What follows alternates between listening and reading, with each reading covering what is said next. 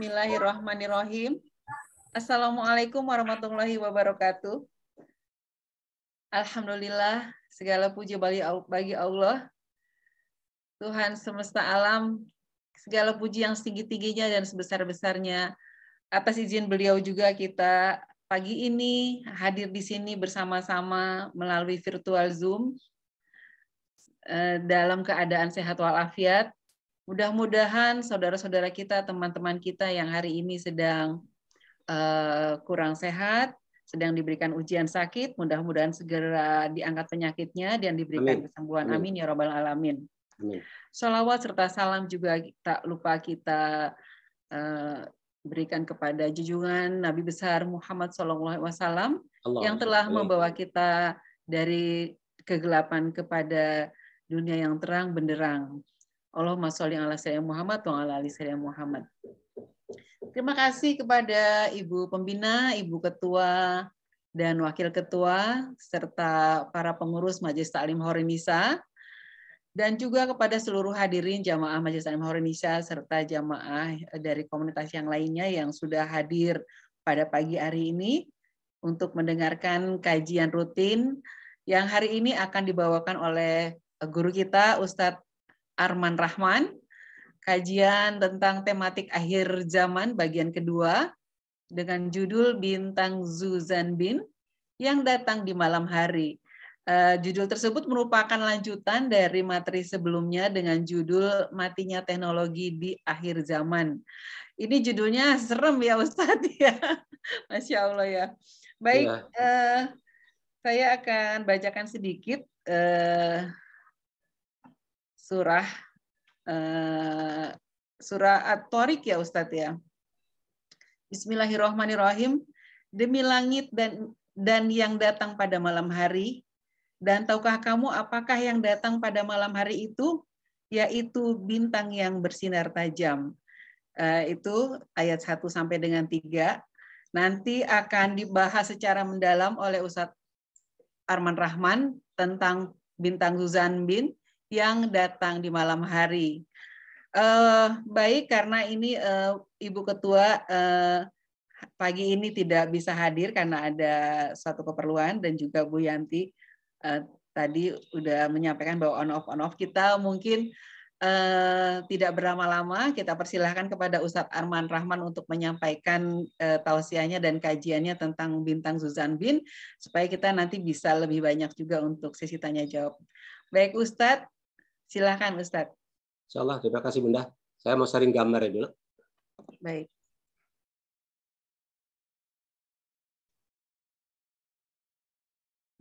Ustadz, mungkin nanti sedikit diberikan review yang minggu lalu, yang sebelumnya. Ya, betul. Betul. Ya.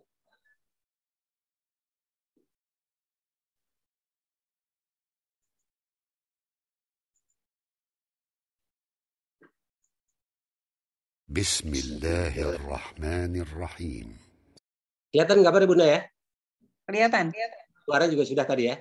Jelas. Ya. Bismillahirrahmanirrahim. Assalamualaikum warahmatullahi wabarakatuh. Waalaikumsalam warahmatullahi wabarakatuh.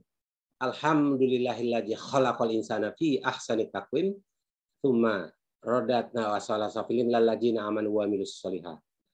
Wassalatu wassalamu ala Rasulillah Sayyidina wa Maulana Muhammad ibn Abdillah wa ala alihi washabbi wa mawala amma ba'd. Alhamdulillah, hari ini kita masih diberikan nikmat sehat Bunda, sehingga kita masih bisa mengkaji ilmu melalui media sosial teknologi canggih ini, dan mudah-mudahan kita mendapatkan manfaat dari majelis yang kita hadiri pada hari ini dan dicatat sebagai amal kebaikan bagi kita di yaumi akhir kelak. Dan untuk sempurnanya majelis kita Bunda, tidak bosan-bosannya kita sampaikan selalu salam dan salawat kepada kekasih Allah, kepada panutan kita, pada Nabi Muhammad sallallahu alaihi wasallam, tentu saja beserta para sahabat dan keluarga mereka. Karena asbab daripada pengorbanan mereka kita dapat merasakan nikmat iman dan nikmat Islam. Para Bunda yang insya Allah dimudahkan oleh Allah Subhanahu wa Ta'ala. Auzubillahi minasyaitonirrajim. Kita mulai pengajian kita, mereview apa yang disampaikan pada waktu kajian yang lalu pada bulan Desember tentang matinya teknologi. Bismillahirrahmanirrahim. They're moving too fast to collide with the air directly and simply pass through it. Molecules of air penetrate through 3 meters of the sphere and then get stuck inside. It expands rapidly and reaches the Earth with a greater content of matter than at the beginning of its fall. When it hits the surface, it disintegrates completely, rending the Earth, generating a deep and wide cavity, and creating a cone-shaped channel through the Earth's lithosphere. The energy of the collision will crack a hole in the Earth's crust and knock out so large a crater that through it you should see the molten mantle. Bunda, Rasulullah pernah menyampaikan bahwasanya di akhir zaman nanti ada perang besar, Malhamah Kubra. Cuma Rasulullah mengatakan perang besar di akhir zaman, ya, bahwasanya perang di akhir zaman nanti orang berkendaraan kuda, memakai anak panah dan pedang. Ketika hadis ini didengar oleh orang-orang yang non-muslim utamanya, atau orang muslim tapi tidak percaya kepada apa yang disampaikan Rasulullah, mereka mentertawakan apa yang disampaikan oleh Rasulullah SAW. Menurut mereka Rasulullah ini halu, seperti satu katak yang ada di dalam tempurung. Nggak ngerti bahwasanya nanti ke depan teknologi luar biasa canggihnya. Kok masih punya pikiran nanti di akhir zaman, beberapa ribu tahun ke depan, bahwasanya orang berperang pakai kuda, orang berperang pakai pedang, orang berperang pakai panah. Padahal kita tahu bahwasanya ketika ditemukan alat-alat perang modern, apalagi yang namanya peluru kendali, Bunda, orang kalau ingin menguasai satu negara, katakanlah nggak harus datang ke sana. Bahkan nggak perlu pakai pesawat lah. Cukup ditekan tombol, maka peluru kendali tadi akan dilepaskan menuju negara yang bersangkutan atau daerah yang hendak dihancurkan. Sudah selesai. Jadi nggak perlu pakai kuda, nggak perlu pakai anak panah yang jarak maksimalnya hanya beberapa puluh meter saja. Karena itu habis ditertawakan. Tetapi sekarang ketika makin modern zaman, ya, terutama ketika mulai diketemukannya nuklir, terutama peluru kendali, mulailah orang berpikir bahwasanya apa yang disampaikan oleh Rasulullah bukan tidak mungkin satu hari nanti akan jadi kenyataan. Karena nanti dikatakan yang akan merusak teknologi ini adalah akibat perang nuklir. Ini sudah disampaikan oleh beberapa pakar di dalam militer. Kemarin kita bahas adalah Lord Jenderal, ya, Lord Mountbatten dari Inggris. Dia mengatakan perang dunia ketiga dengan nuklir, maka perang dunia keempat dengan busur dan anak panah, dengan kuda. Tapi juga saya sampaikan bahwasanya rasanya sih dalam pemahaman saya tidak mungkin akan ada perang nuklir. Karena masing pihak menjaga. Karena kalau terjadi perang nuklir, tidak ada satupun yang menang. Akan hancur semuanya. Tidak ada yang menang satupun juga. Karena itu, sekarang ada satu pemikiran bahwasanya matinya teknologi itu justru karena satu bintang jatuh, sebagaimana disampaikan oleh Rasulullah SAW tentang bintang Juzanbin. Dan teori ini ternyata dibenarkan oleh NASA. Jadi matinya teknologi ini bukan karena perang nuklir, tetapi karena satu bintang atau kita sebut sebagai meteor yang jatuh dari langit, jatuh ke bumi, di situ nanti dampaknya sama seperti dampak perang nuklir. Akan terjadi satu kerusakan luar biasa. Mungkin ada beberapa bagian negara yang hancur atau beberapa benua yang hancur hilang begitu saja dari permukaan bumi akibat meteor jatuh tadi. Dan teori ini sudah dibenarkan oleh NASA. Jadi apa yang disampaikan Ibnu Abbas, dia mengatakan bintang Juzanbin telah terbit. Aku khawatir aduhan akan segera muncul. Aku khawatir asap akan segera muncul. Jadi apa yang disampaikan oleh Ibnu Abbas ini kan berasal dari lisan Rasulullah SAW. Berasal dari sabda Rasulullah SAW. Sehingga apa yang disampaikan oleh Rasulullah mulai jadi kenyataan. Mulai dipercaya. Tentang dikatakan perang akhir zaman nanti dengan mengendarai kuda, dengan busur, anak panah, dan dengan mempergunakan pedang. Jadi apa yang disampaikan Rasulullah sudah mulai dibenarkan oleh teknologi, ilmu pengetahuan. Dan itu kalau kita lihat Bunda, tentang bintang jatuh atau meteor jatuh, bintang Juzanbin tadi, yang menyebabkan matinya teknologi di akhir zaman nanti, itu ada di dalam surat An-Najm. dalam surat An-Najmi. Kalau tadi at-Tariq yang dibacakan adalah ketika bintang tadi mampu menembus atmosfer. Ya, mampu menembus Van Allen belt, itu sudah kita bahas. Nah, kemana jatuhnya? Ternyata jatuhnya ke bumi, dan itu dibahas di dalam surat An-Najmi. Jadi bintang atau meteor, bintang Juzanbin atau meteor jatuh tadi akan jatuh terbenam di bumi. Hanya memang kalau Bunda baca surat An-Najmi, itu demi bintang yang terbenam, yang jatuh terbenam. Tidak dikatakan di bumi, hanya dikatakan jatuh terbenam. Nah, dalam pemikiran banyak orang, itu seolah-olah bintang yang jatuh terbenam itu sama seperti matahari yang terbenam di ufuk timur. Indah. Orang sengaja naik ke atas gunung hanya ingin melihat bagaimana matahari terbenam. Tapi Allah tidak bicara tentang satu keindahan di sini. Allah bicara tentang satu musibah yang akan menimpa anak manusia. Dan ini disampaikan di dalam surat An-Najmi. Cuma kali ini, Bunda, saya ingin menyampaikan satu berita yang selama ini dipercaya oleh umat Muslim, padahal itu sebetulnya merupakan satu kebohongan yang luar biasa. Itu dicantumkan di dalam surat An-Najmi. Bunda, salah satu di dalam surat An-Najmi ini adalah bercerita tentang perjalanan Mi'raj Rasulullah bersama malaikat Jibril alaihissalam.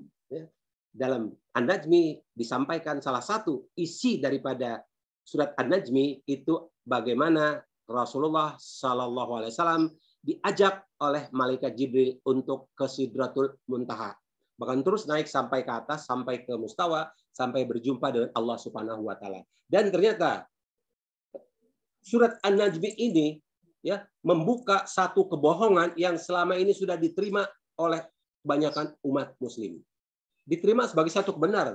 Padahal kalau kita paham isinya itu amat sangat melecehkan Allah. Isinya amat sangat melecehkan Rasulullah SAW. Jadi mari kita lihat apa isi daripada pemahaman daripada surat An-Najmi yang selama ini diterima oleh umat Islam, tapi sebetulnya itu merupakan satu berita hoax kalau bahasa kekinian, Bunda. Karena itu seperti apa kita akan bahas lebih dalam surat An-Najmi. Surat An-Najmi. Ya. Kalau di dalam mushafnya, Bunda, An-Najmi atau bintang ini adalah dalam urutan ke-53. Dalam urutan ke-53. Nah, hari ini kita akan sama-sama melakukan satu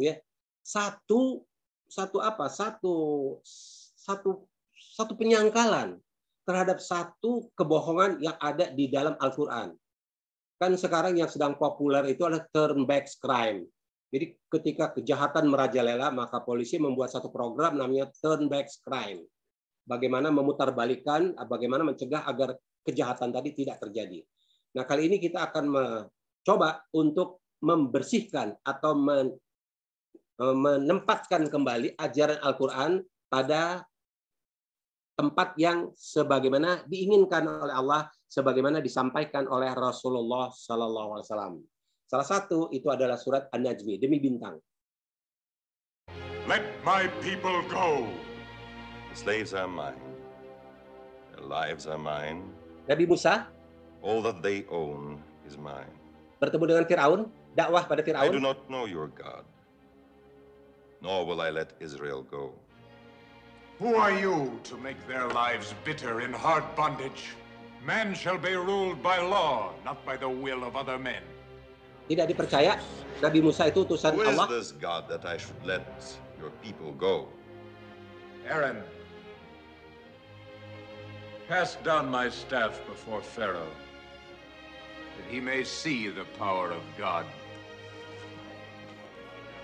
In this you shall know that the Lord is God.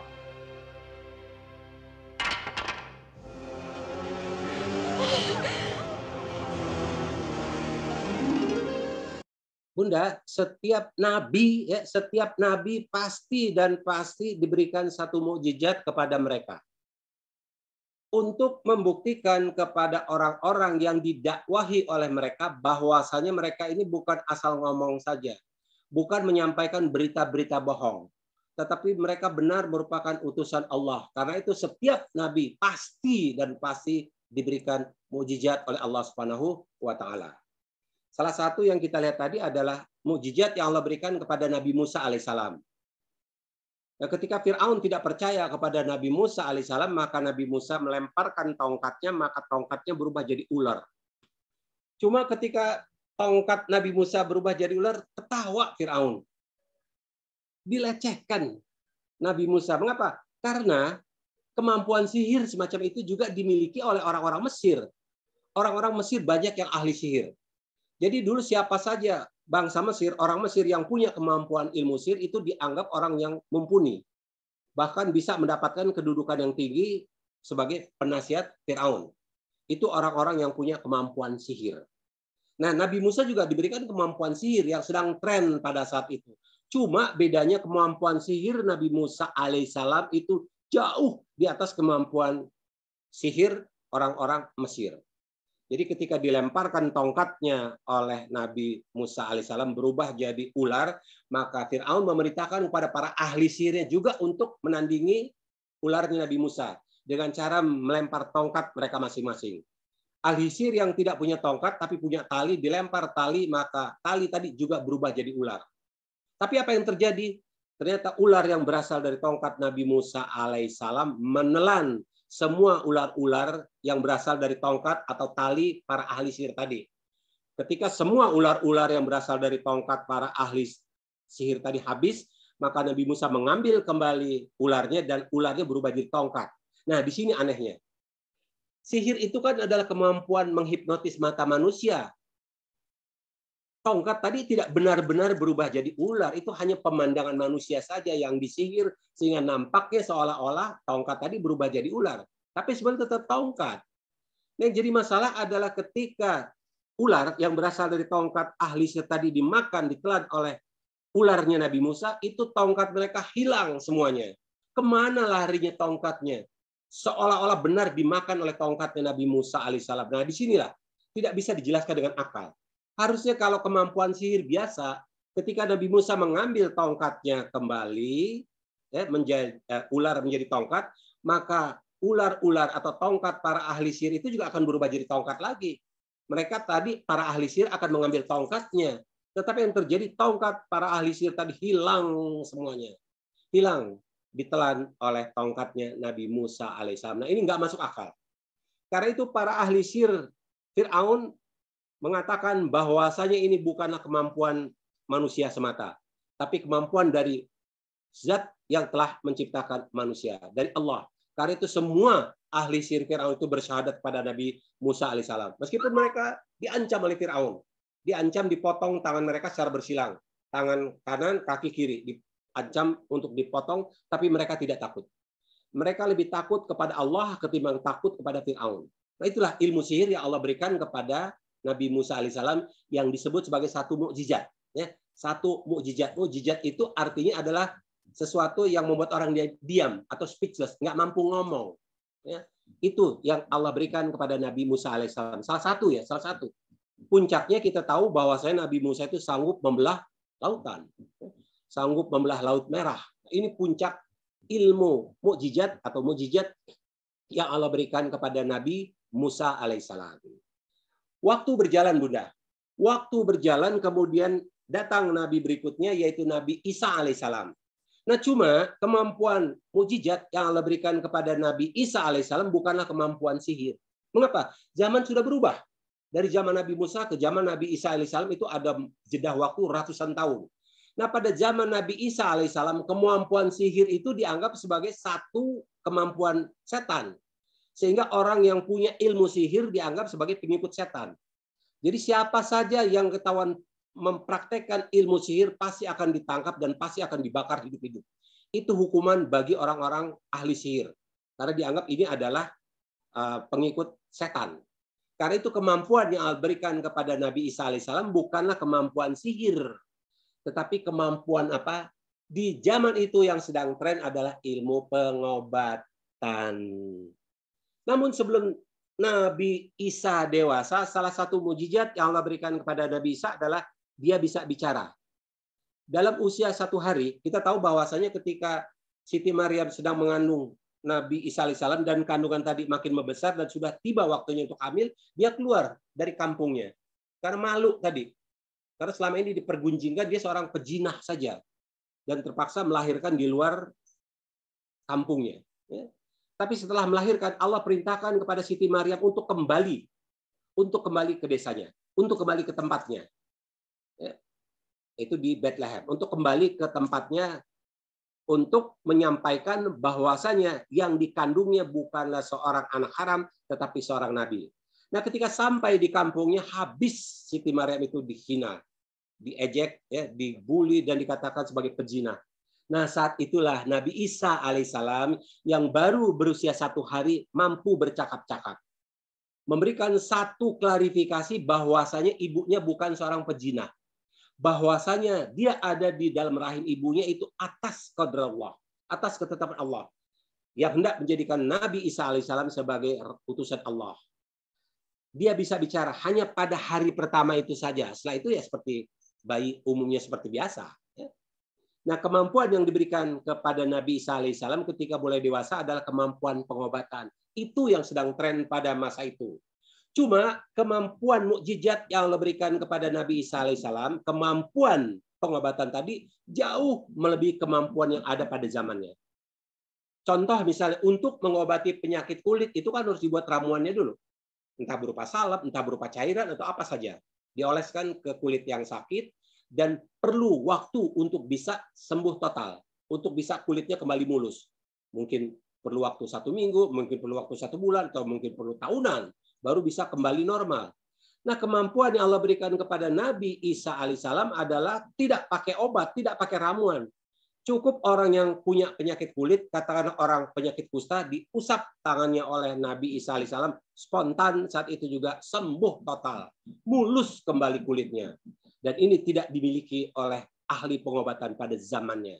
Kecuali orang-orang yang diberikan mukjizat sebagaimana Nabi Isa alaihissalam. Karena itu mereka percaya Nabi Isa ini benar seorang utusan Allah. Benar Nabi Isa ini bukanlah seorang anak haram. Dan kemampuan puncak Nabi Isa alaihissalam adalah bisa menghidupkan orang yang sudah mati. Itu yang jadi keinginan, itu yang jadi cita-cita para ahli pengobatan di zaman dulu. Jadi kalau mereka gagal mengobati orang dan orangnya mati, mereka berusaha bagaimana orang yang sudah mati ini bisa dihidupkan. Mereka bikin ramuan-ramuan. Tetapi tidak pernah ada satupun yang sudah mati bisa hidup kembali. Kecuali apa yang dilakukan oleh Nabi Isa alaihissalam.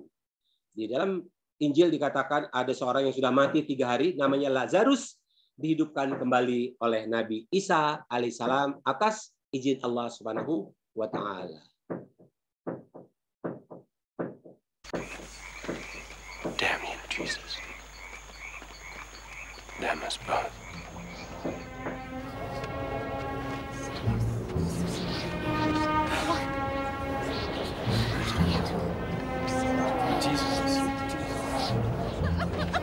Let us just go.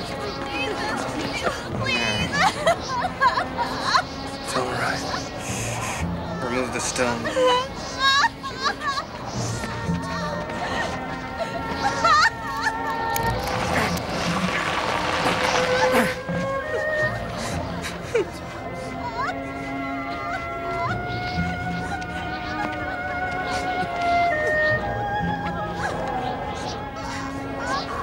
Lazarus, come out.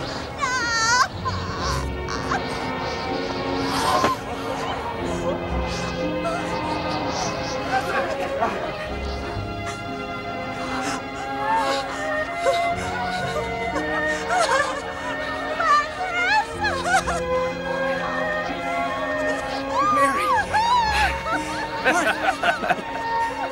Fine. Ya, ini kemampuan mukjizat yang Allah berikan kepada Nabi Isa alaihissalam. Singkat cerita, zaman berlalu sampai akhirnya 600 tahun kemudian ada seorang pemuda bernama Muhammad bin Abdullah diangkat sebagai Rasul.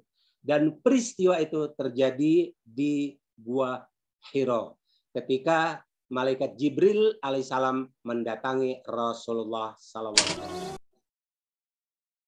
Ketika berusia 40 tahun, baginda menuju ke sebuah gua di pinggir kota untuk bersendirian, bermunajat dan berfikir.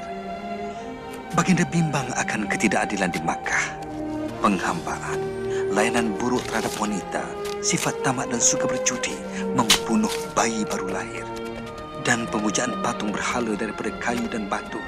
Bukannya Tuhan kepada Nabi Ibrahim, Musa dan Isa. Seperti selalunya, Muhammad akan ke gua itu. Tiba-tiba, Muhammad dikelilingi cahaya. Apabila mendongak, baginda ternampak malaikat Jibril berdiri di depannya. Muhammad tergamam. Bacalah perintah malaikat. Aku tak tahu membaca, baginda menjawab. Jibril mengulangi perintahnya sebanyak 3 kali dan setiap kali jawabannya sama. Kemudian Jibril mengajarnya. Bacalah dengan nama Tuhanmu, pencipta alam ini. Dialah yang menjadikan manusia daripada setitik darah. Bacalah, Tuhanmu yang Maha Kuasa, yang mengajar kamu menulis. Dia yang mengajar manusia apa yang tak diketahui. Jadi kita tahu bahwasanya ketika Muhammad bin Abdullah diangkat sebagai Rasul, maka ini wahyu pertama atau surat pertama yang diberikan kepada Rasulullah SAW. Surat Al-Alaq, dimulai dengan Iqra. Lantas mukjizat apa yang diberikan kepada Nabi Muhammad SAW? Ternyata ya mukjizat seperti yang diberikan kepada Nabi Isa, diberikan kepada Nabi Musa alaihissalam, atau diberikan kepada Nabi Ibrahim alaihissalam yang dibakar tapi apinya dingin, itu tidak diberikan kepada Nabi Muhammad SAW. Tidak ada mukjizat seperti itu yang diberikan kepada Nabi Muhammad SAW.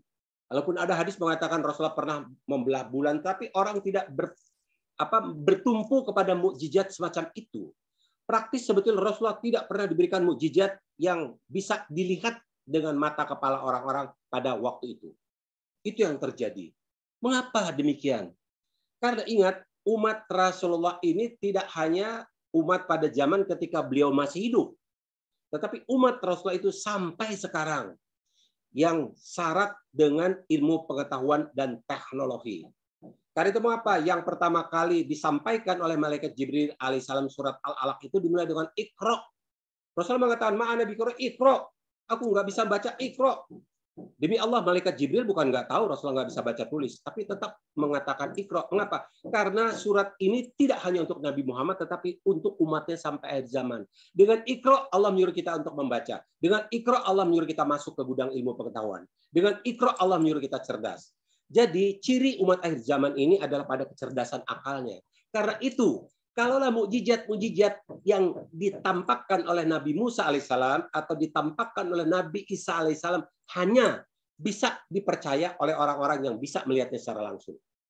Orang yang tidak pernah melihatnya seperti kita yang berabad jaraknya dari Rasulullah itu akan menyebut itu sebagai satu dongeng saja. Nggak akan percaya itu.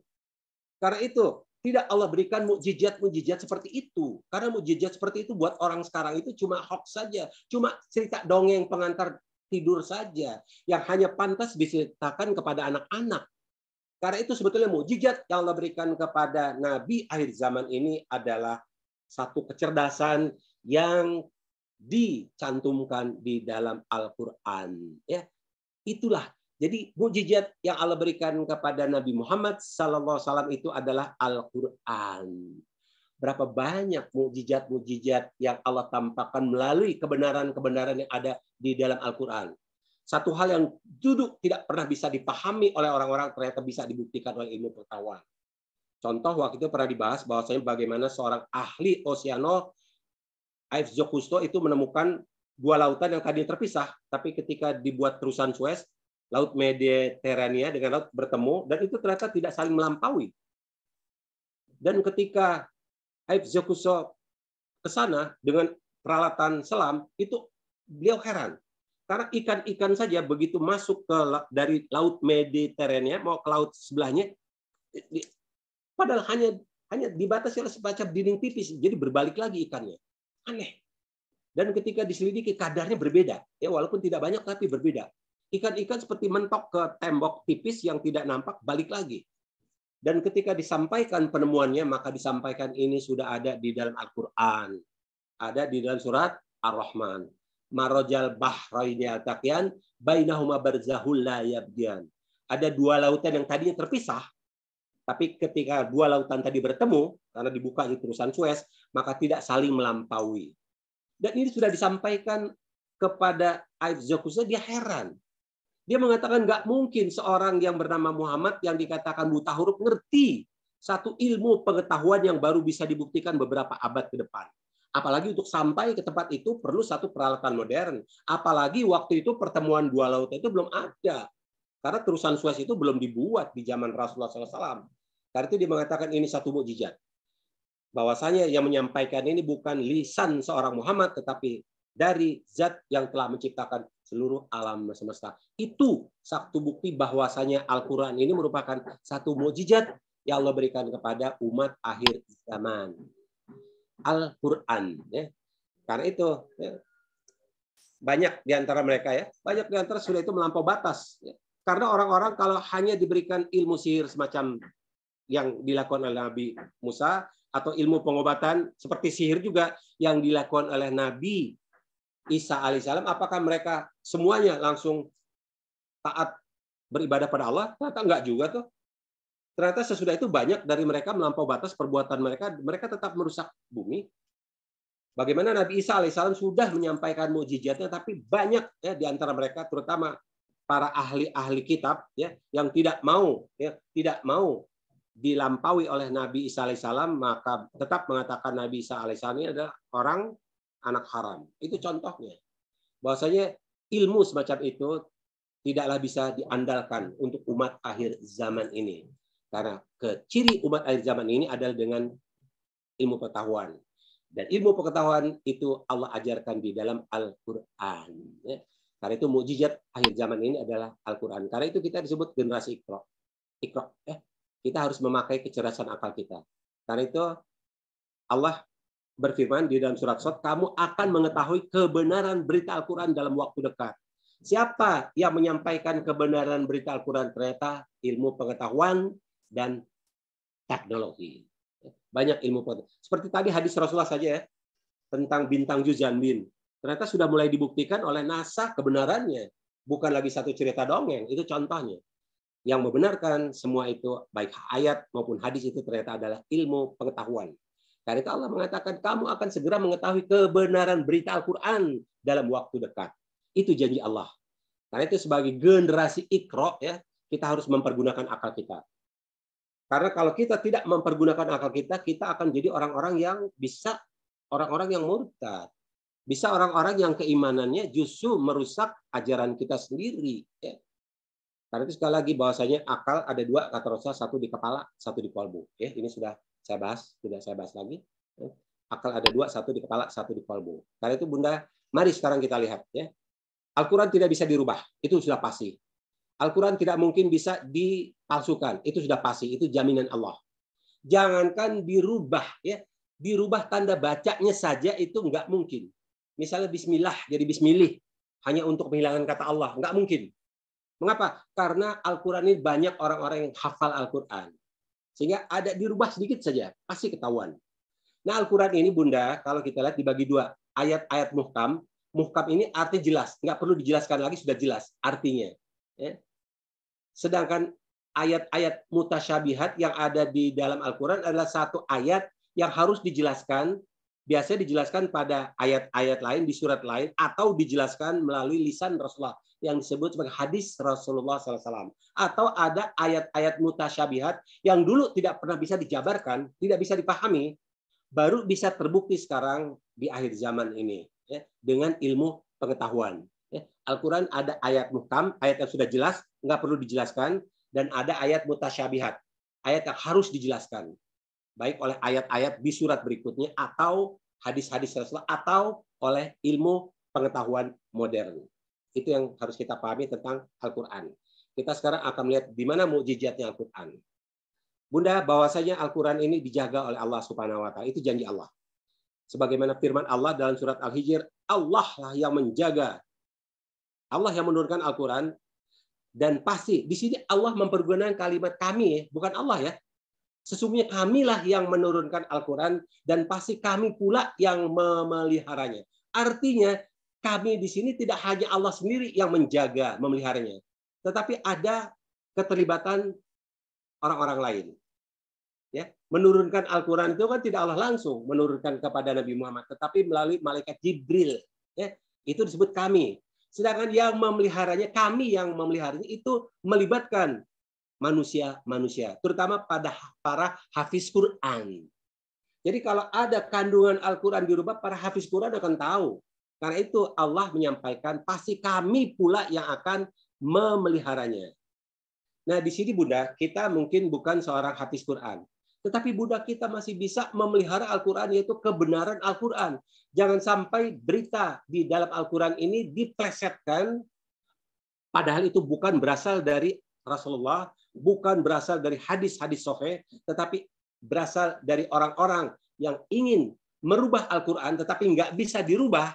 Yang bisa mereka rubah apa? Pemahamannya.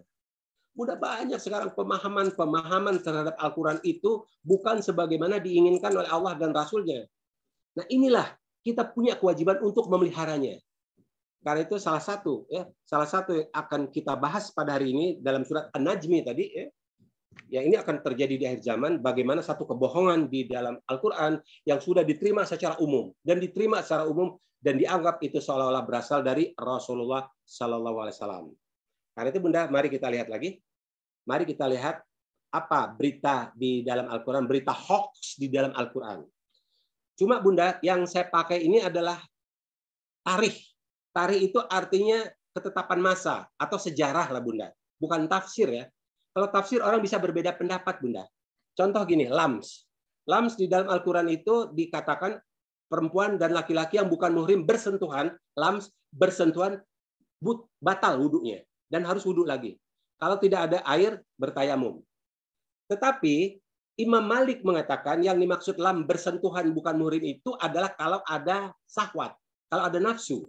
Kalau tidak ada nafsu, bersentuhan saja bukan muhrim itu tidak membatalkan wudu. Itu kata Imam Malik. Tetapi Imam Syafi'i mengatakan tidak seperti itu. Imam Syafi'i mengatakan perempuan laki-laki yang bukan muhrim bersentuhan, ada syahwat atau tidak ada syahwat, ada nafsu atau tidak ada nafsu, batal wudunya. Harus wudu lagi. Itu kata Imam Syafi'i. Nah, itu ilmu tafsir. Bisa berbeda pendapat, Bunda. Bisa berbeda pendapat. Dan kita hargai. Apa yang oleh Imam Syafi'i atau Imam Malik kita hargai dua-duanya. Karena itu merupakan satu ini dari mereka. Tetapi yang saya pakai untuk membuktikan kebenaran Al-Quran, menaruh Al-Quran pada porsi yang benar, itu melalui ilmu tarikh. Tarikh itu ada ilmu sejarah berdasarkan keterangan waktu. Contoh gini Bunda, kalau diberitahukan bahwasanya kita pasti tahu dong kapan kemerdekaan Amerika, Independence Day-nya. Itu kita bisa cari di mana saja, apalagi ada internet. Kita tahu kemerdekaan Amerika itu 4 Juli. Itu tidak bisa dibantah, semua orang pasti tahu. Begitu juga, apalagi kemerdekaan Indonesia. Kita tahu tanggal 17 Agustus 1945. Dan untuk tahu hari kemerdekaan Indonesia, nggak perlu ahli sejarah, nggak perlu profesor, nggak perlu dokter, nggak perlu sarjana. Orang anak SD yang bisa baca tulis saja, itu bisa paham, bisa ngerti ya, tentang kapan Indonesia merdeka. Itu namanya ilmu tarikh. Nah, kali ini kita akan memakai ilmu tarikh dalam kaitan tadi surat An-Najmi. Kita bahas surat An-Najmi, surat bintang. Surat bintang. Kita akan bahas dari segi tarikhnya, segi sejarahnya. Baik, Bunda, kita lihat lagi. Bunda, sebetulnya pemahaman yang salah di dalam Al-Quran, karena tidak bisa dirubah kandungannya, itu dibuat oleh kaum orientalis. Dan ayatnya disebut ayat Israiliyat. Ayat Israiliyat karena yang membuat ini, memahamkan ini adalah orang-orang Israel atau orang Yahudi, orang-orang Israel, orang-orang Zionis terutama ya, agar pemahaman Al-Qur'an itu rusak sebetulnya. Kalau dari segi akidah rusak itu. Bahkan kita lihat nanti surat An-Najmi jelas itu surat yang nanti amat sangat ya, surat An-Najmi itu amat sangat melecehkan Rasulullah. Dan amat sangat melecehkan Allah Subhanahu wa Ta'ala. Cuma kita nggak sadar. Kita nggak sadar bahwa ini sebetulnya adalah ayat-ayat Israiliyat yang dibuat oleh orang-orang Israel, orang-orang Yahudi. Sudah lama. dan satu kebohongan yang disampaikan terus-menerus dari abad ke abad, maka itu akan diterima sebagai satu kebenaran. Nah, ini diterima sebagai satu kebenaran pada saat ini. Apa? Banyak ayat-ayat Israiliyat Bunda yang akan kita bahas. Ya, banyak, cukup banyak. Hari ini kita bahas satu saja dulu, yang berkaitan dengan surat An-Najmi tadi. Baik, Bunda. Mari kita lihat lagi. Waktu itu Rasulullah, setelah surat Al-Alaq turun, beliau tidak berani dakwah terang-terangan. Beliau hanya dakwah kepada teman-teman terdekat, kepada istrinya, kepada Ali bin Abi Thalib yang merupakan keponakannya, dan kepada Abu Bakar As-Siddiq yang merupakan sahabatnya. Dan kemudian setelah 3 tahun, ya, beliau tidak berani dakwah terang-terangan. Akhirnya Allah memerintahkan kepada Rasulullah untuk berdakwah secara terang-terangan. Surat Al-Mudatsir. Ya ayyuhal mudatsir, qum fa'anzir. Bangunlah, berilah peringatan kepada orang-orang. Jadi sekali lagi bahwasanya setelah 3 tahun beliau menerima wahyu, ya, diangkat sebagai Rasul, maka tahun ketiga maka beliau diperintahkan untuk dakwah secara terang-terangan. Dan Bunda tentu saja yang, nah di sini Rasulullah ada satu kesulitan karena tidak dibekali dengan mukjizat tadi yang dimiliki oleh Rasulullah apa cuma sifatnya yang dipercaya oleh bangsanya sendiri. Bangsa Quraisy itu apa? Sifat al-amin. Orang percaya. Karena itu ketika dakwah terang-terangan akan disampaikan oleh Rasulullah, Rasulullah tidak punya satu mukjizat sebagaimana pernah diberikan kepada nabi-nabi terdahulu, kecuali sifatnya. Maka ketika pertama kali dakwah, beliau naik ke gunung Jabal Abi Qubais, dia mengumpulkan orang-orang, dia berkata, kalau saya katakan ada musuh di balik gunung ini, kalian percaya? Semua mengatakan kami percaya. Kemudian Rasulullah mengatakan, baru Rasulullah berdakwah, mengatakan bahwasanya manusia di dunia ini hanya hidup sementara saja. Mereka nanti akan mati, dan setiap yang mati nanti akan dihidupkan kembali dan diminta pertanggungjawabannya.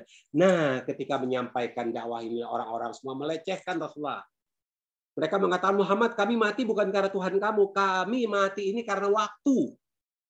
Artinya kalau sudah tua baru mati, bukan karena Tuhan kamu, apalagi dihidupkan, apalagi diminta pertanggungjawaban, habis dilecehkan. Karena setiap kali hendak menyampaikan ayat-ayat Allah, ragu Rasulullah ini. Ada satu rasa ragu karena dia tidak dibekali dengan kemampuan mukjizat. Tadi kita lihat bagaimana Nabi Musa alaihissalam dengan PD-nya menghadap Fir'aun. Karena dibekali mukjizat, dia PD betul. Dia bisa membuktikan dia ini utusan Allah. Rasulullah apa? Bekal apa? Karena itu Allah mengatakan di dalam surat Yunus, maka jika kamu berada dalam keraguan-raguan tentang ayat-ayat yang kami turunkan kepadamu, wahai Muhammad, maka tanyakanlah kepada orang-orang yang membaca kitab sebelum kamu.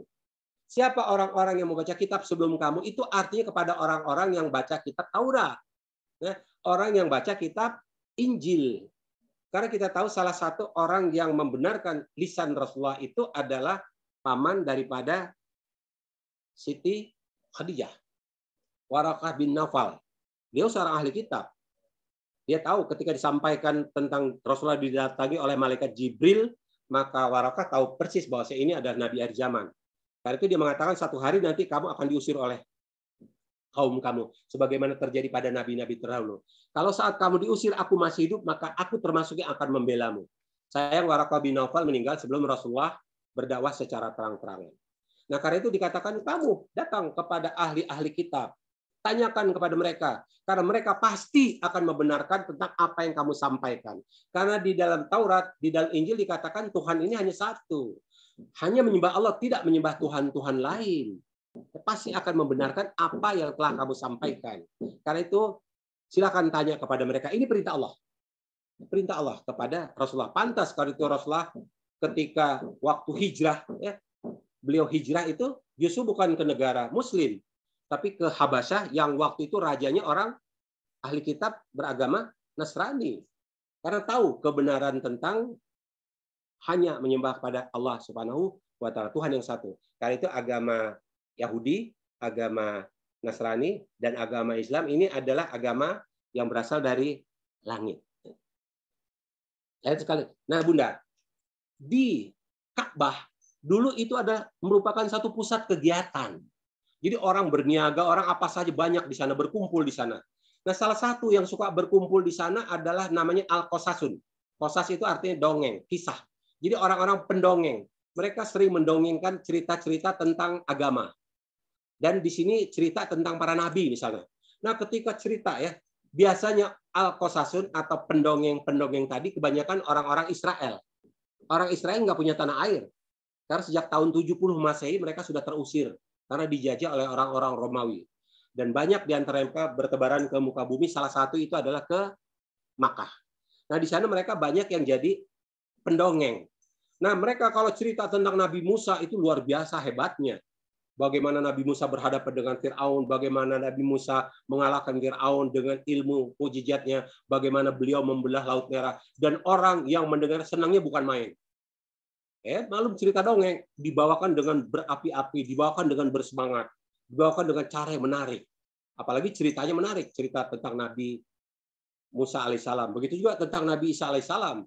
Bagaimana mampu menghidupkan orang mati, bagaimana mampu menyembuhkan penyakit kulit misalnya dalam tempo seketika. Dan cerita-cerita itu amat sangat menarik dibawakan oleh mereka. Tentang mukjizat-mukjizat yang pernah disampaikan kepada Nabi Musa, tentang mukjizat-mukjizat yang pernah disampaikan kepada Nabi Isa alaihissalam. Nah, kalau cerita tentang Nabi Muhammad sallallahu alaihi wasallam, apa yang bisa dijual dari cerita Rasulullah sallallahu alaihi wasallam? Tidak ada yang bisa dijual, tidak ada satu mukjizat yang bisa dijual. Ini contoh Qosasun dari umat Muslim ya, seperti ini contohnya.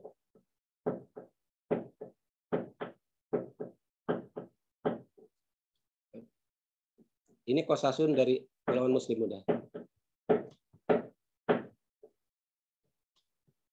Not think of Muhammad as more than a man.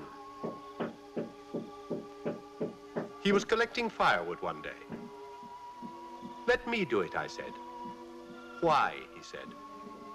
You are the prophet of God. You can't go round scratching for firewood. But he looked at me, mumbling. God does not like the man who considers himself above other men, he said. So I lay back and watched him. Ya, Bunda, buat orang-orang zaman dulu cerita ini garing. Ini kan cerita tentang keseharian Rasulullah. Rasulullah walaupun seorang nabi, tapi dia masak sendiri. Dia ngumpulkan kayu bakar sendiri ketika mereka berkemah. Ngumpulkan kayu bakar, kemudian beliau ikut masak. Jadi itu satu cerita keseharian. Nggak ada anehnya. Nggak ada sesuatu yang mukjizat yang menarik. Ini ya tentang Nabi Muhammad sallallahu alaihi wasallam. Ya. Beda dengan kisah nabi-nabi seperti Nabi Ibrahim, seperti Nabi Musa, seperti Nabi Isa alaihissalam. Itu disebut Qosasun, para pendongeng. Dan kebanyakan para pendongeng ini adalah orang-orang Israel. Pendongeng ya, ini contoh pendongeng orang Indonesia nih.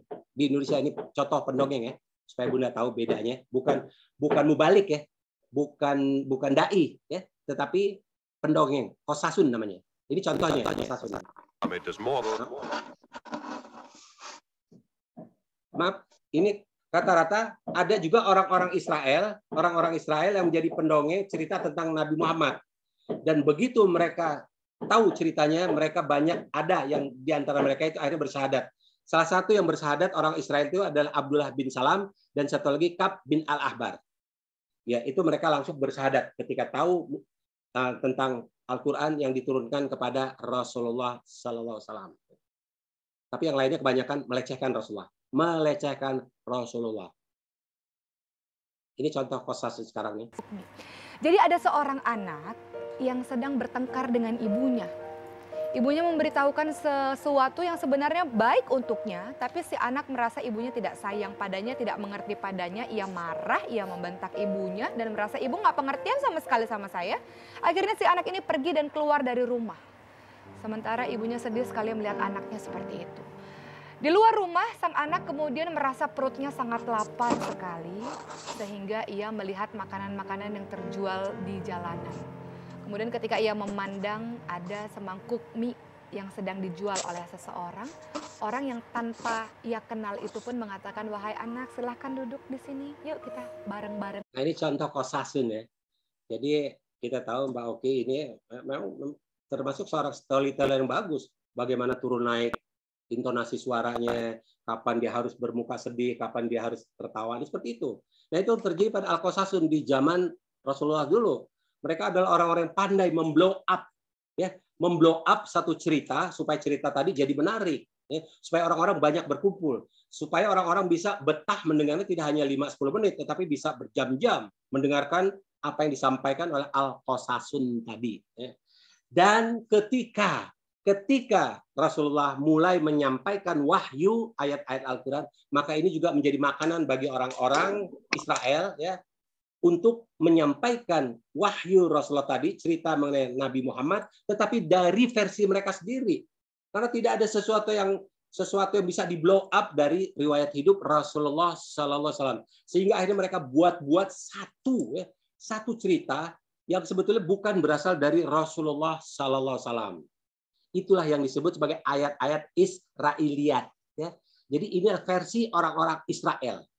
Menambah-nambah atau menambah satu pemahaman Al-Quran bukan berdasarkan apa yang disampaikan oleh Rasulullah Sallallahu Alaihi Wasallam.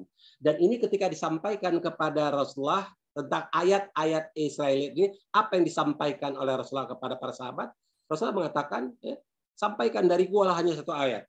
Dan ceritakan apa yang kalian peroleh dari Bani Israel. Nggak ada dosa. Silakan kalian sampaikan.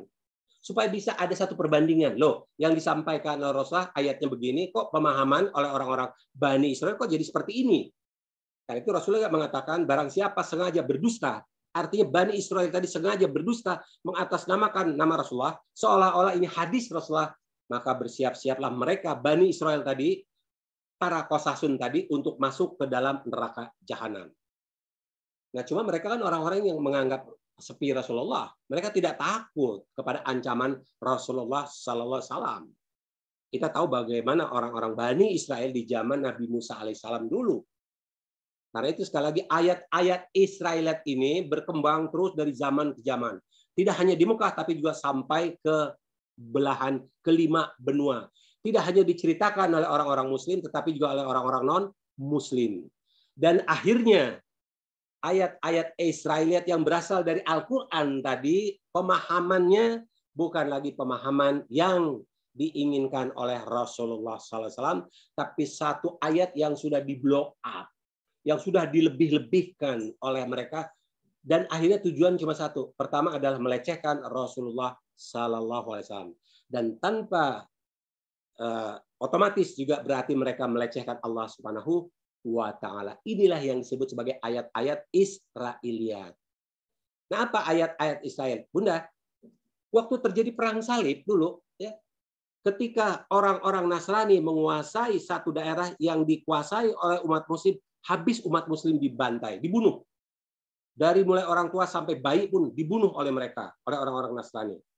Tetapi kebalikan, ketika orang-orang Muslim menguasai satu daerah yang dikuasai oleh orang-orang Nasrani, tidak ada yang dibunuh, kecuali mati dalam peperangan. Anak-anak dijamin, orang tua apalagi, perempuan juga dijamin. Ini yang terjadi ketika umat Muslim menguasai satu daerah. Dan kita tahu ketika Salahuddin Al-Ayyubi berhasil menguasai Yerusalem. Ini yang terjadi.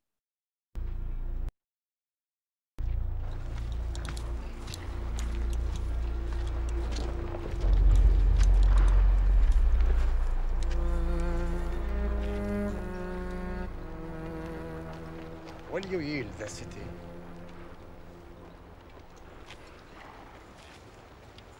Before I lose it, I will burn it to the ground. Ini sebetulnya sudah kalah nih. Your holy place is ours. Every last thing in Jerusalem that drives men mad. Pasukan Nasrani sudah kalah ya. If it would not be better if you did. Mereka pikir mereka akan dibunuh. Every stone and every Christian knight you kill will take 10 Saracens with him.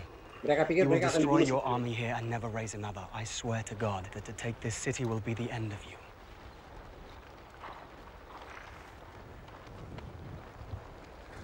Your city is full of women and children. If my army will die, so will your city.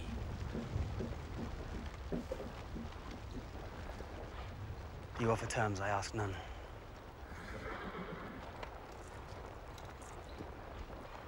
I will give every soul safe conduct to Christian lands. Every soul.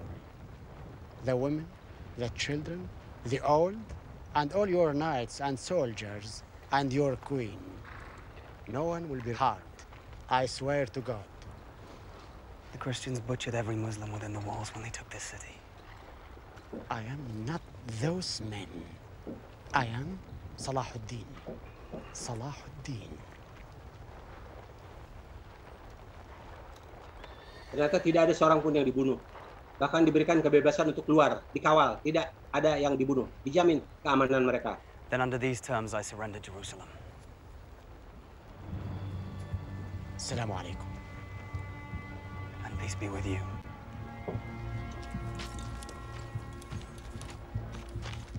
What is Jerusalem worth? Nothing. Ini ratunya, dijamin keamanannya sampai kembali ke negaranya.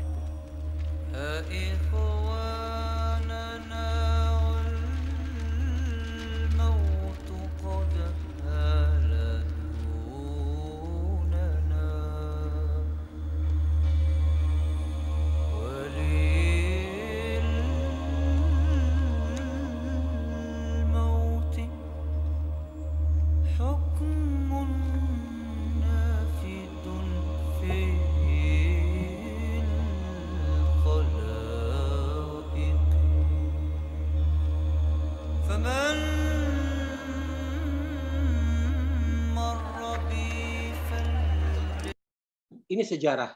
Yang buat film ini bukan Muslim loh. Ini dibuat film ini di Hollywood oleh non-Muslim.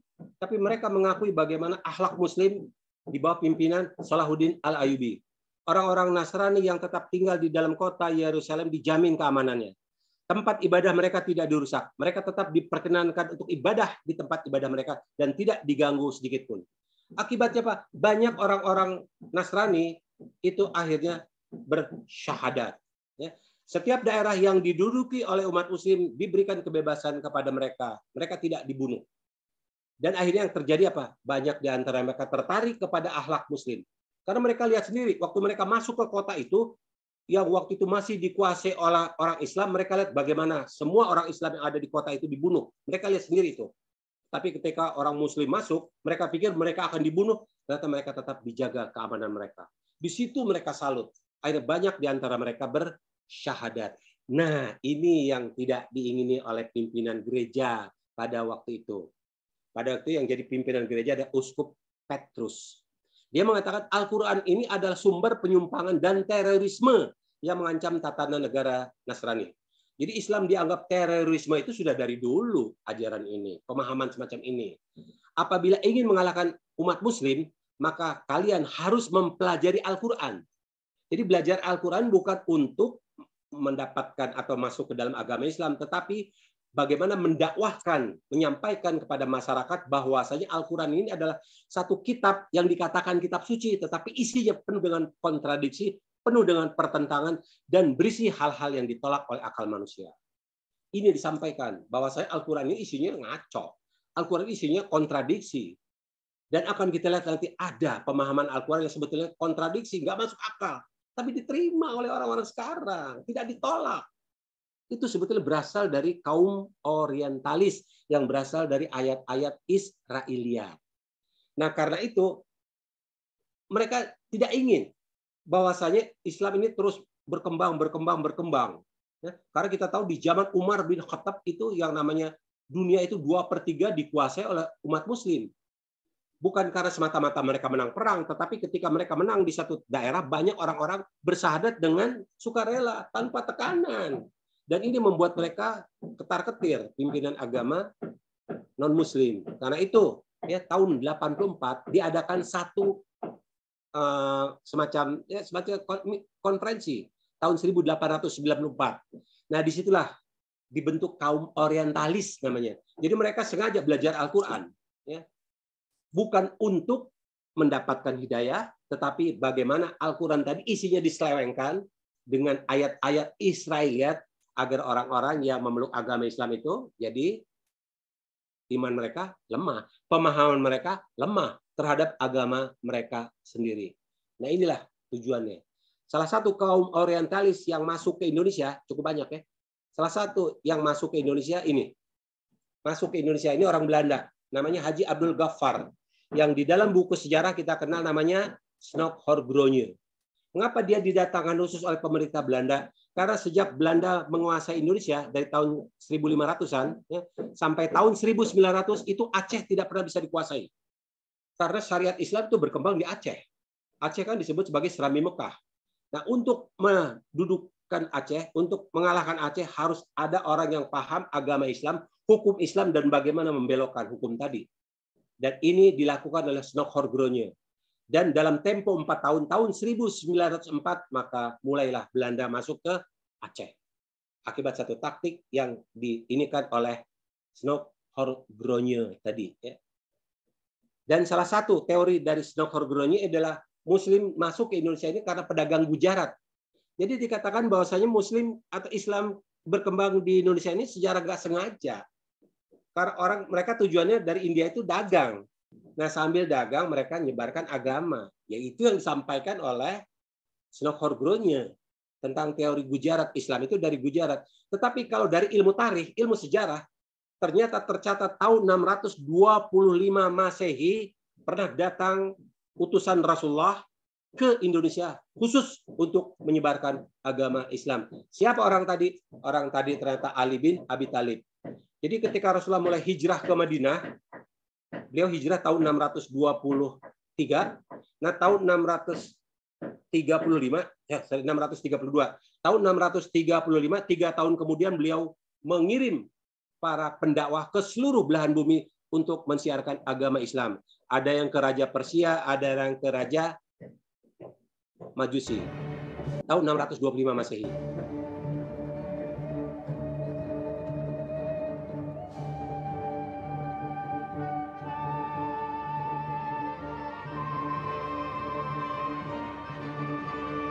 Tahun 625 Masehi dalam catatan sejarah ya, ada catatan sejarah ini.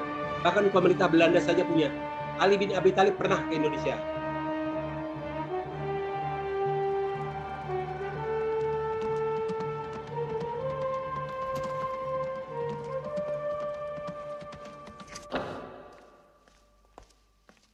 Ini ke Raja Bizantium ya. Salah satu utusan Rasulullah, pendakwah yang dikirim oleh Rasulullah ke Raja Bizantium, menyatakan Rasulullah itu sebagai nabi akhir zaman dan agama Islam, dan mengajak mereka untuk memeluk agama Islam, menyembah hanya Allah.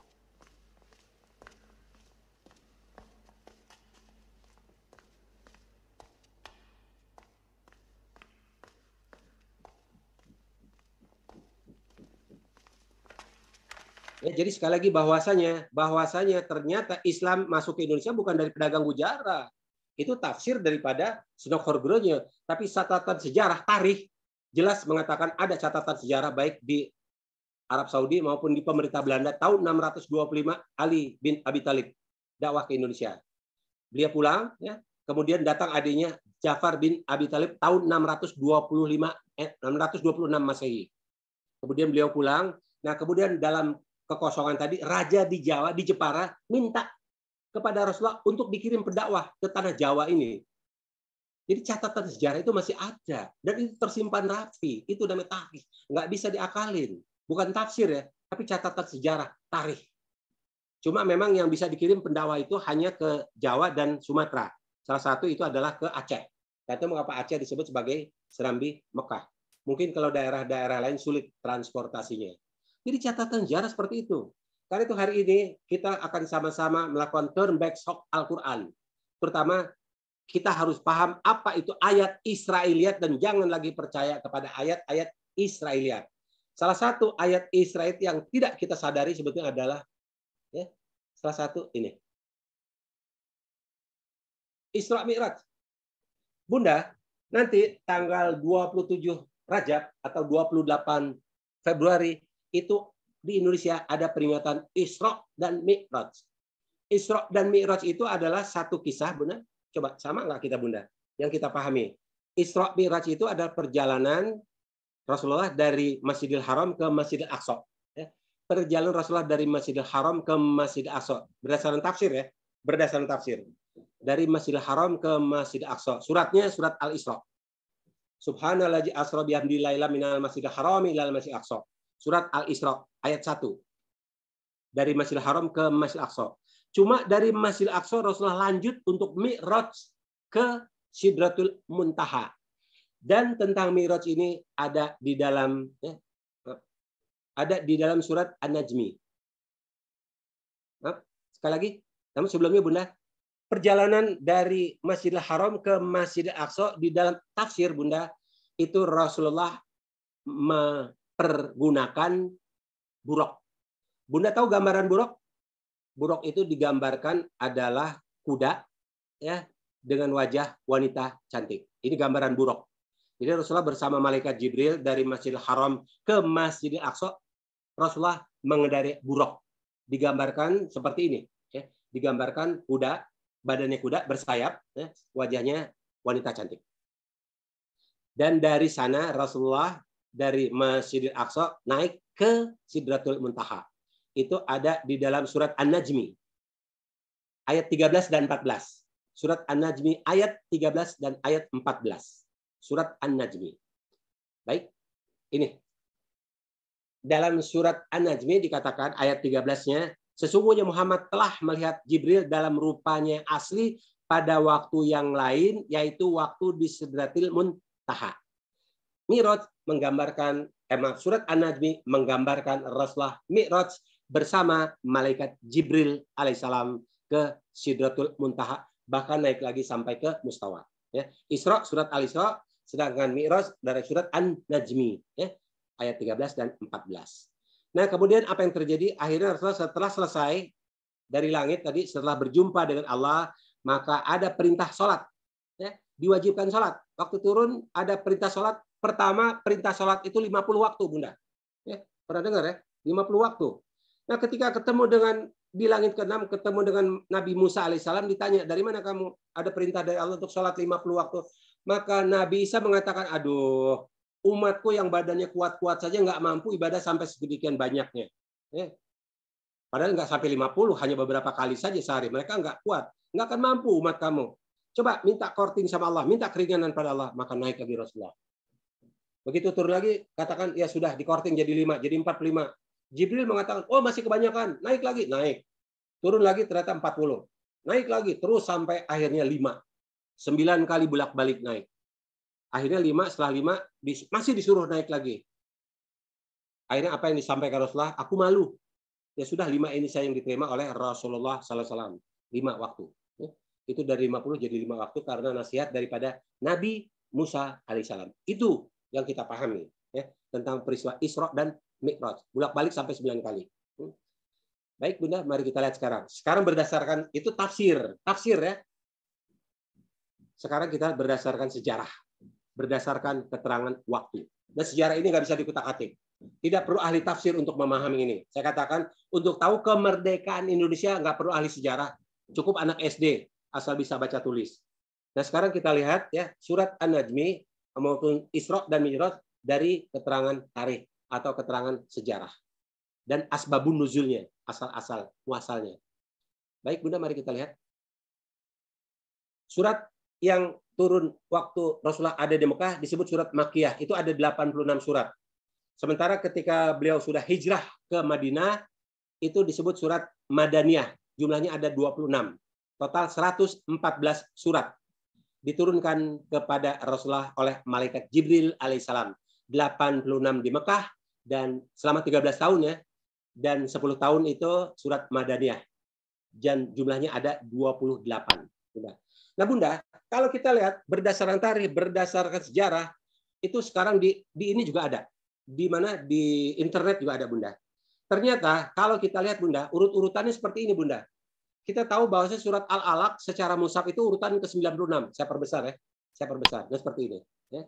Kita tahu kalau di dalam mushaf Al-Quran itu urutan ke-96. Sebentar, Bunda. Urutan ke-96. Ya, kelihatannya urutan ke-96. Tetapi berdasarkan urutan turunnya wahyu itu adalah yang pertama kali turun. Pertama kali turun. Jadi Rasul ini walaupun tidak bisa baca tulis, tetapi beliau ini seorang manajer yang hebat. Setiap kali ayat turun, setiap kali surat turun, beliau minta kepada sekretarisnya, ada 2 orang. Satu Ubay bin Ka'ab, satu lagi Zaid bin Sabit.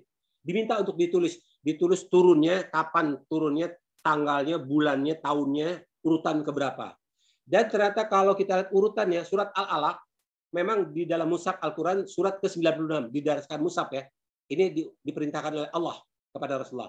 Tetapi urutannya itu urutan pertama. Urutan kedua yang diturunkan kepada Rasulullah itu surat Al-Qalam. Urutan ketiga surat Al-Muzammil. Urutan keempat surat Al-Mudassir. Dan urutan kelima itu Al-Fatihah. Tetapi surat Al-Fatihah yang di dalam mushaf itu urutan pertama, itu turunnya kepada Rasulullah itu urutan kelima. Nah, sekarang itu urutan seperti itu sampai 114.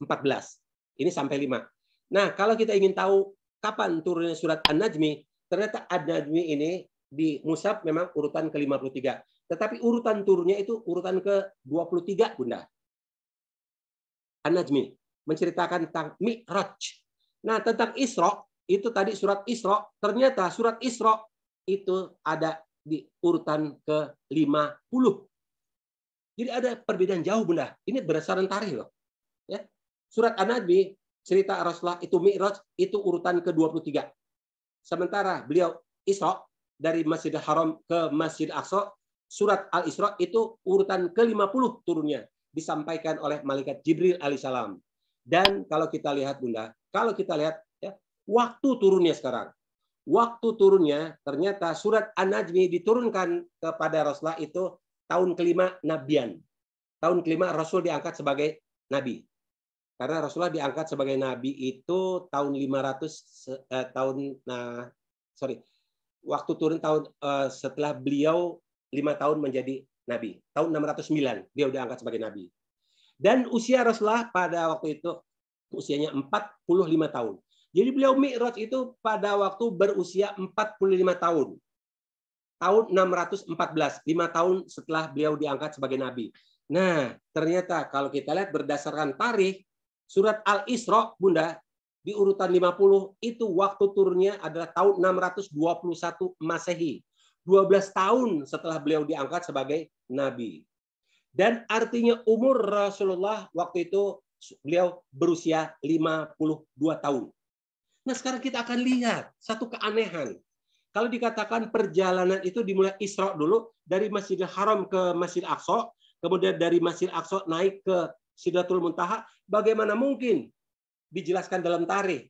Pada waktu Isra umur 52 tahun. Nah, harusnya dia naik pada usia 52 tahun juga dong. Ternyata Mi'raj dijelaskan di dalam Al-Quran, beliau Mi'raj itu pada waktu usianya 45 tahun. Nah, di sini mulai ada satu keanehan, nggak nyambung. Kok bisa gitu dikatakan Mi'raj ya, Isra dulu, kemudian setelah itu baru Mi'raj. Padahal Isra itu dilakukan Rasulullah umurnya sudah 52 tahun. Karena itu Bunda, surat Al-Isra jumlahnya 111 ayat, 5 ayat itu turunnya bukan lagi di Mekah tapi sudah di Madinah. Karena Rasulullah sudah hijrah ke Madinah. Nah, bagaimana penjelasannya? Kok bisa dikatakan bahwasanya Isra kemudian Mi'raj? Padahal kita tahu Isra itu beliau usianya 52 tahun. Sedangkan Mi'raj usianya 45 tahun. Nah, disinilah sebetulnya satu hal yang dibuat oleh orang Israel yang kita nggak nyambung. Jadi Bunda kalau kita lihat ya, waktu Isra dan Mi'raj itu bedanya 7 tahun loh. Di sini nggak masuk akal. Nah, apa yang terjadi? Bunda, jujur saja saya baru tahu ini tahun 2000. Waktu itu saya bawa rombongan ke Makkah, itu ditanya, soal itu bawa rombongan memang untuk merayakan umrahnya waktu itu adalah dalam rangka Isra Mi'raj, 27 Rajab. Kemudian orang tadi nanya ke saya kasih tahu kami dalam rangka peringatan Isra Mi'raj. Ketawa dia. Kamu tahu nggak, Isra dan Mi'raj itu waktunya berbeda loh. Saya kaget. Saya pikir tadi orang tadi main-main. Tapi ketika ditunjukkan buktinya tarikh itu ada di perpustakaan, di Masjidil Haram ada, itu di bawah. Di perpustakaan itu ternyata baru saya tahu. Sekarang tidak harus ke sana Bunda. Di internet itu sudah ada. Tinggal lihat saja. Tinggal lihat sudah ada kok. Itu bisa kita lihat sekarang. Jadi ini sekali lagi bukan berita hoax. Ini satu kebenaran yang tidak bisa dibantah. Jadi nggak perlu ahli tafsir ini. Karena ini ada ilmu tarikh. Ilmu tarikh itu ada ilmu sejarah. Sama seperti kemerdekaan Indonesia nggak bisa dipalsukan. Semua orang tahu. Jangankan orang Indonesia, orang Amerika tahu. Orang Afrika tahu kapan kemerdekaan Indonesia. Karena ini diberitakan di dalam suatu berita umum. Tidak perlu ahli tafsir untuk paham. Tidak perlu ahli sejarah. Nah, di sini letak satu keanehan. Inilah sebetulnya tanpa kita sadari itu ayat-ayat Israeliat. Kalau mau cari Bunda, kalau mau cari silakan cari. Ini yang pertama, kalau mau cari di Google, ya menunya itu tanya urutan turunnya wahyu. Nanti akan dijelaskan. Urutan turunnya wahyu itu akan mulai 1 sampai 114 tadi. Yang pertama tadi urutannya adalah surat Al-Alaq. Yang kedua Al-Qalam. Yang ketiga Muzammil. Yang keempat Mudaththir. Yang kelima surat Al-Fatihah. Kemudian silakan cari lagi tahun turunnya surat An-Najm. Itu jelas dijelaskan tahun kelima nabian. Ya. Artinya 5 tahun beliau diangkat sebagai nabi. Dan cari lagi tahun turunnya surat Al-Isra. Dan itu dijelaskan nanti surat Al-Isra turun tahun ke-12 beliau diangkat sebagai nabi. Artinya usia beliau waktu itu 52 tahun. Karena beliau diangkat sebagai nabi itu umur 40. Silakan. Ini bukan kata saya loh Bunda, bukan kata saya. Bukan kata saya nih. Ini sejarah yang mengatakan seperti itu. Tarikh yang mengatakan seperti itu. Bukan ilmu tafsir loh, bukan ilmu tafsir ini. Tapi ilmu tarikh, ilmu sejarah. Dan sejarah nggak bisa dikutak-atik. Tidak memerlukan ahli tafsir untuk paham ini. Sekarang apalagi dengan adanya internet. Bunda silakan lihat sendiri. Jadi bukan kata saya. Jadi sekali lagi, apa masuk akal? Isra usianya 50 tahun waktu Isra, perjalanan Isra. Sedangkan Mi'raj usianya 44 atau 45 tahun. Jadi jelas ini adalah satu hal yang bukan berasal dari Rasulullah Shallallahu Alaihi Wasallam. Beda kalau misalnya Mi'rajnya 2 kali. Jadi setelah dari Masjidil Haram ke Masjid Aqsa, beliau langsung Mi'raj lagi untuk 2 kali. Enggak. Karena di dalam Al-Quran dikatakan Mi'raj hanya 1 kali. Isra pun hanya 1 kali. Jadi sekali lagi Bunda bahwa ada satu yang aneh di sini. Nah inilah yang disebut sebagai ayat-ayat Israiliyat. Dan tujuan cuma satu Bunda. Tujuan cuma satu. Ini melecehkan Rasulullah Sallallahu Alaihi Wasallam. Mari kita lihat Bunda. Mari kita Isra ya. Tahun 621 beliau berusia 52 tahun. Sedangkan Mi'raj itu beliau berusia kurang lebih 45 tahun. Tapi kok kenapa dijadikan satu? Yang sama itu cuma waktunya malam hari. Mi'raj pada malam hari, Isra pada malam hari. Tetapi tanggalnya, bulannya, tahunnya berbeda. Berbeda, tidak sama. Tidak pernah ada satupun yang sama. Kecuali waktunya pada malam hari. Dua-duanya pada malam hari. Itu saja yang samanya. Inilah ayat-ayat Israiliyat. Nah, karena itu kita penting untuk paham apa itu ayat-ayat Israiliyat. Alhamdulillah 3 tahun saya belajar ini. Baru saya ketemu apa maknanya ayat-ayat Israel. Kenapa kok bisa terjadi seperti itu? Kenapa bisa terjadi salah paham seperti ini? Dan nggak ada yang merubahnya. Sampai sekarang tidak pernah ada yang merubahnya. Karena itu saya katakan ini merupakan satu PR ya bagi saya untuk mengubah semua ini. Ikut memelihara kebenaran Al-Quran berdasarkan tarikh, bukan berdasarkan tafsir. Kalau berdasarkan tafsir, udah. Karena tafsir itu bisa berbeda-beda. Tetapi kalau tarikh, nggak mungkin. Karena tarikh ini adalah pengetahuan umum. Nggak perlu ahli tafsir. Nggak perlu ahli kitab, cukup orang yang ngerti untuk membaca tulis. Karena itu sekali lagi Bunda, Allah mengendaki agar kita pakai akal kita. Jadi sekali lagi Bunda, tujuan melecehkan Rasul apa? Yang namanya buruk itu sebenarnya al-barq. Al-barq itu adalah kilat artinya. Al-barq di sini yang dimaksud itu adalah Jibril. Jibril itu punya kemampuan cepat kilat. Karena kita tahu Jibril itu terbuat dari cahaya. Dan kecepatan cahaya itu 1 detik itu bisa sampai 300.000 km. Jadi al-barq di sini adalah bukan buruk dalam peringatan seperti ini. Tetapi yang dimaksud al-barq atau kilat ini malaikat Jibril. Tapi mengapa ayat-ayat Israiliyat menggambarkan seperti ini? Ini sebetulnya pelecehan terhadap Nabi. Digambarkan Muhammad itu nafsunya nafsu kuda, suka pada wanita cantik. Jelas ini melecehkan. Kalau kita tahu marah kita Bunda, marah. Orang bisa marah sama Charlie Hebdo yang membuat karikatur Rasulullah, orang Perancis. Kenapa tidak marah kepada orang yang membuat satu kisah Isra-nya Rasulullah dan Mi'raj itu dengan mengenai buruk? Padahal ini jelas satu ayat Israiliyat yang tujuannya adalah melecehkan Rasulullah, menggambarkan Rasulullah itu bertenaga kuda tetapi suka pada wanita cantik. Jelas ini melecehkan. Ini ayat-ayat Israiliyat. Yang kedua, Bunda, 50. Bunda, Allah itu bukan tidak tahu kemampuan manusia. La yukalif nafsan illa wus'aha. Allah tidak pernah membebani orang lebih dari kemampuan. Bunda, kalau kita sholatnya dalam satu hari 24 jam 50 waktu, itu artinya setiap tengah jam kita harus sholat. Kapan tidurnya? Kapan kita kerjanya? Dan akhirnya apa, Bunda?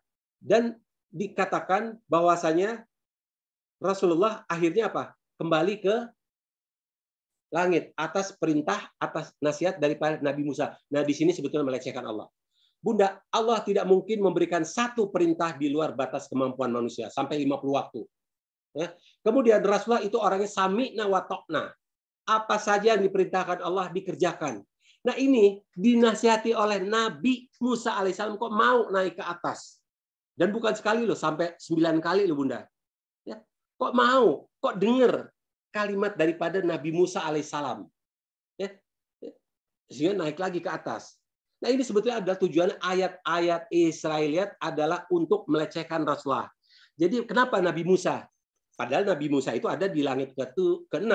Langit ke-7 Nabi Ibrahim. Kenapa tidak Nabi Ibrahim dulu? Kenapa harus Nabi Musa?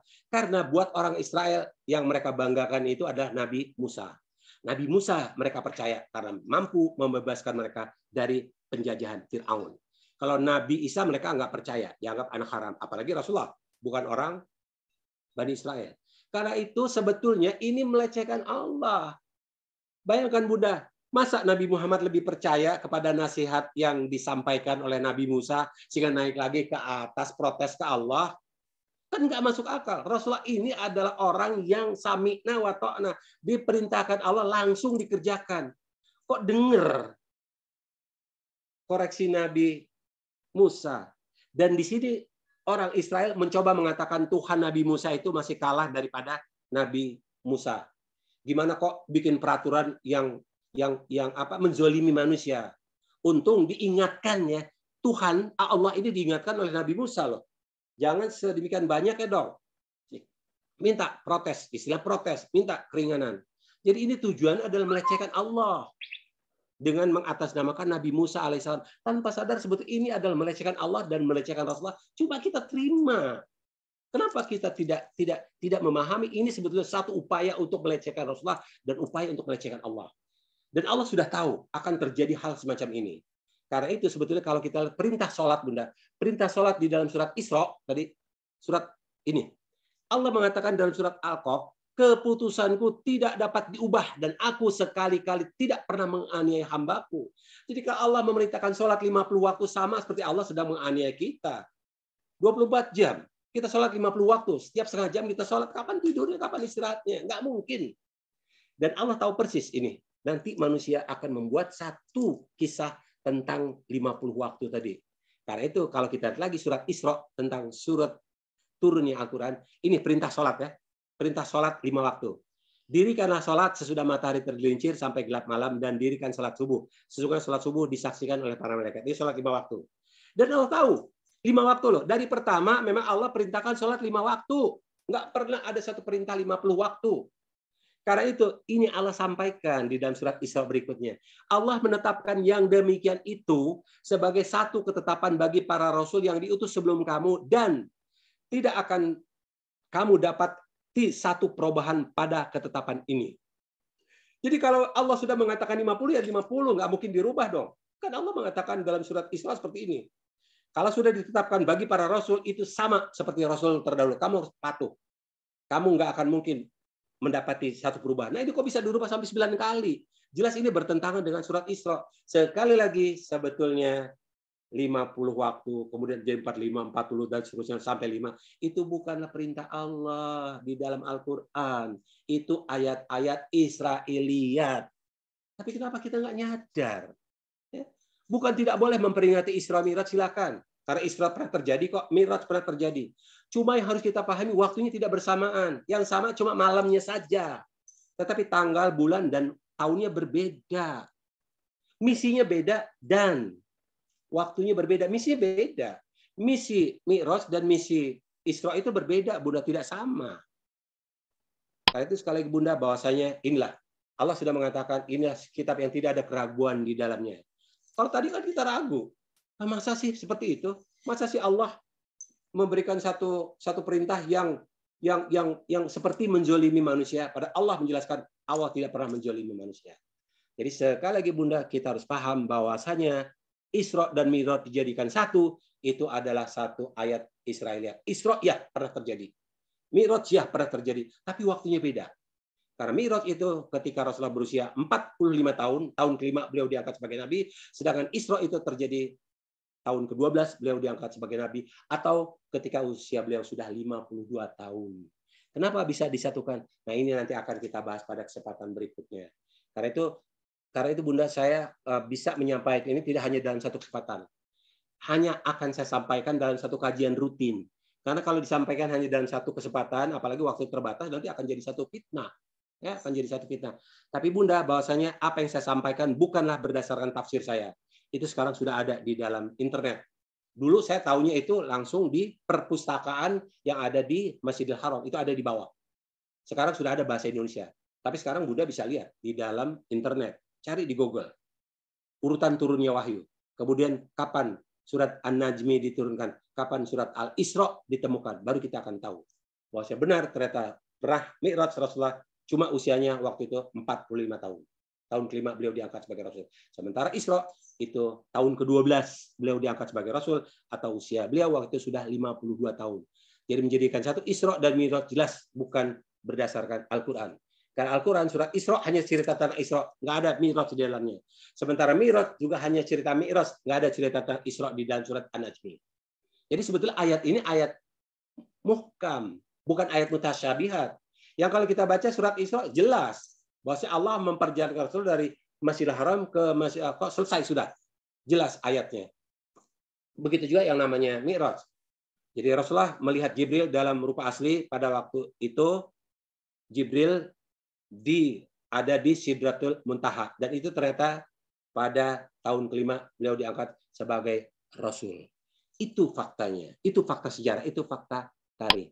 Jadi sekali lagi Bunda, bahwasanya sudah Allah terangkan dengan jelas. Jadi kalau ada sekarang perbedaan itu bukan berasal dari Al-Quran, bukan berasal dari hadis. Ya. Kalaupun ada hadis Bunda, itu namanya hadis palsu. Tapi yang jelas itu dikategorikan sebagai ayat-ayat Israiliyat. Jadi Bunda sekali lagi bahwasanya Allah sudah berjanji. Allah lah yang menurunkan Al-Quran, kami yang menurunkan Al-Quran, dan pasti kami akan memeliharanya. Jadi Allah pergunakan kata kami. Itu arti kita juga bisa berperan di dalam memelihara Al-Quran. Nah, itu sekali lagi Bunda, kalau kita sudah tahu, kita paham.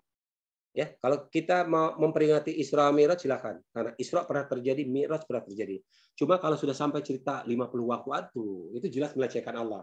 Apalagi digambarkan buruk, itu jelas melecehkan Rasulullah Shallallahu Alaihi Wasallam. Sekali lagi Bunda, pantas Bung Karno mengatakan jas merah. Jangan pernah melupakan sejarah. Nah, ini terjadi. Jas merah terhadap Al-Quran, terutama dalam ilmu tarikh, jangan hanya ilmu tafsir. Ilmu tafsir bisa berbeda-beda. Tapi berdasarkan sejarah itu tidak bisa dipungkiri. Karena untuk paham sejarah, untuk paham waktunya, nggak perlu ahli sejarah. Nggak perlu bergelar profesor. Cukup asal kita bisa baca saja, kita bisa tahu. Ya, bahwasanya kapan turunnya surat An-Najmi dan kapan turunnya surat Al-Isra. Ya, jas merah. Jangan pernah merupakan sejarah. Jangan pernah merupakan tarikh. Jadi, tarikh juga harus kita pelajari. Tidak cukup hanya mempelajari tafsir saja. Jadi sekali lagi Bunda, inilah berdasarkan sejarah bahwasanya ternyata Isra dan Mi'raj itu adalah berbeda waktunya. Kapan, bagaimana bisa terjadi, insya Allah akan kita bahas pada kesempatan berikutnya. Jadi kita akan bahas nanti tentang apa itu Isra, apa itu Mi'raj. Waktunya berbeda, misinya berbeda. Misi Mi'raj berbeda, ya. Misi Isra berbeda. Isra ya memang ada satu perintah sholat, tapi langsung 5 waktu, nggak ada 50 dulu, terus kemudian jadi 5 waktu. Ya, itu sebagai satu bahan renungan Bunda. Mungkin ini satu hal yang baru. Ya, mungkin Bunda baru pernah dengar kali ini. Ya. Saya belum sempat menyampaikan waktu kita pengajian langsung. Waktu itu masih kepada materi-materi tentang fokus hanya setia tentang akhir zaman, ya, dan Asmaul Husna. Ini juga sebetulnya bagian daripada bagaimana terjadi satu rancu ilmu di akhir zaman. Tapi alhamdulillah pada kesempatan ini ada kesempatan untuk membahasnya, ada kesempatan untuk melakukan turn back hoax Al-Quran. Insya Allah mudah-mudahan Allah berikan kita kemampuan untuk bisa memahami Al-Quran dengan sebaik-baiknya berdasarkan hadis Rasulullah SAW dan berdasarkan asbabun nuzul, tarikh maupun berdasarkan sirahnya. Sampai di sini ada yang mau ditanyakan Bunda sehubungan dengan materi yang saya sampaikan pada hari ini? Silakan, itu surat An-Najmi ya. Assalamualaikum warahmatullahi wabarakatuh. Saya kembalikan kepada Bu Natisha. Kalau ada yang mau ditanya silakan, karena ini materi ini saya tahu materi baru barangkali masih bingung. Boleh ya Bu Tisha. Ya, ya baik. Terima kasih Ustadz. Masya Allah ya, luar biasa. Saya juga baru tahu ini. Semalam sebenarnya saya sempat dengerin ceramahnya Gus Baha ya, menjelaskan tentang ini juga, cuma sepintas gitu. Tapi hari ini Masya Allah dapat yang detail dari Ustadz Arman ini tentang Isra Mi'raj. Jadi kejadiannya ternyata itu ya Ustadz ya. Beda. Jadi tanggalnya sama gitu, bulannya sama, hanya tahunnya yang berbeda gitu ya Ustadz. Enggak, tanggal tidak sama juga. Jadi nanti akan dijelaskan Bunda mengapa kok terjadi ini. Mi'raj itu waktu itu pertama begini, dirahasiakan. Jadi sebetulnya Mi'raj itu Rasulullah dari rumahnya, jadi bukan dari Masjidil Haram, dari rumah langsung dibawa ke atas. Itu hadisnya jelas. Bukhari mengatakan, Rasulullah mengatakan, atap rumahku terbuka, Jibril masuk, membelah dadaku, memasukkan air jam-jam dari bejana terbuat dari emas, dan kemudian menggandeng tanganku, langsung mengajakku ke langit. Ya. Cuma ketika beliau diturunkan kembali ke rumah, beliau mau cerita, dilarang oleh Ummu Hani. Ummu Hani adiknya Ali bin Abi Thalib. Ummu Hani mengatakan, kamu yang sekarang saja orang-orang nggak percaya, apalagi kamu ceritakan tentang kamu pernah naik ke langit ke-7 sampai ketemu Allah hanya dalam tempo 1 malam. Orang pasti nggak akan percaya, lebih baik nggak usah kamu ceritain. Jadi ini hanya diceritakan kepada orang-orang tertentu saja. Kepada Ali bin Abi Thalib, kepada Abu Bakar As-Siddiq. Ya, jadi dirahasiakan, karena itu tidak pernah ada yang tahu. Baru terbuka nanti pada waktu Isra. Nah, tapi nanti akan kita bahas pada kesempatan lain. Jadi itu tadi, bahwasanya karena dirahasiakan tidak ada yang tahu waktunya. Tapi ada ahli tafsir mengatakan, kalau saya baca itu ada yang mengatakan sekitar 10 Ramadan, bulan Ramadan. Tapi ada juga mengatakan 10 Muharram. Tapi wallahualam. Tapi yang jelas tahun kelima. Itu yang jelas tahun kelima. Tahunnya jelas. Ya, tapi kapan bulannya, kapan tanggalnya nggak ada yang pasti. Yang pasti itu hanya Isra. Karena Isra itu bukan rahasia, langsung diceritakan oleh Rasulullah. Tanggal 27 Rajab 621. Ya. Ya, baik. Ya, itu Bunda. Terima kasih Ustadz. Tadi Ibu Yani mau bertanya, silakan. Oh iya, baik. Ya, Assalamualaikum warahmatullahi wabarakatuh. Waalaikumsalam. Pak Ustadz Arman. Terima kasih atas kesempatannya.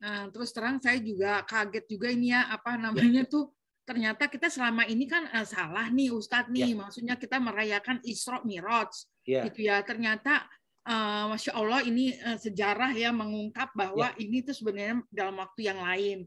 Gitu. Terus udah gitu waktu saya pergi ke Aqsa itu ada tuh ya di situ tuh kan Ustadz juga pasti kan tahu Masjid Buraq, tempat amal buroknya tuh mengkaitkan buruk lah segala macam. Itu berarti karang-karangan Israel gitu ya Ustadz. Terus kemudian terus kemudian ada batu yang apa sih di dalamnya kan kita tuh kan sholat di situ ya, di dalam itu ya Masjidil Aqsa tuh ada apa sih namanya tuh nampak tilasnya lah gitulah.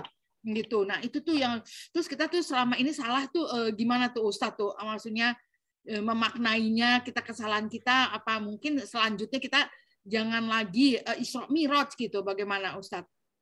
Ya, Bunda, Isra Mi'raj saya katakan silakan kita mau peringati silakan. Oh iya, karena itu suatu luar biasa yang dialami oleh Rasulullah. Tetapi kita harus paham waktunya beda itu saja. Iya, itu saja, makanya Bunda, ya. waktunya beda.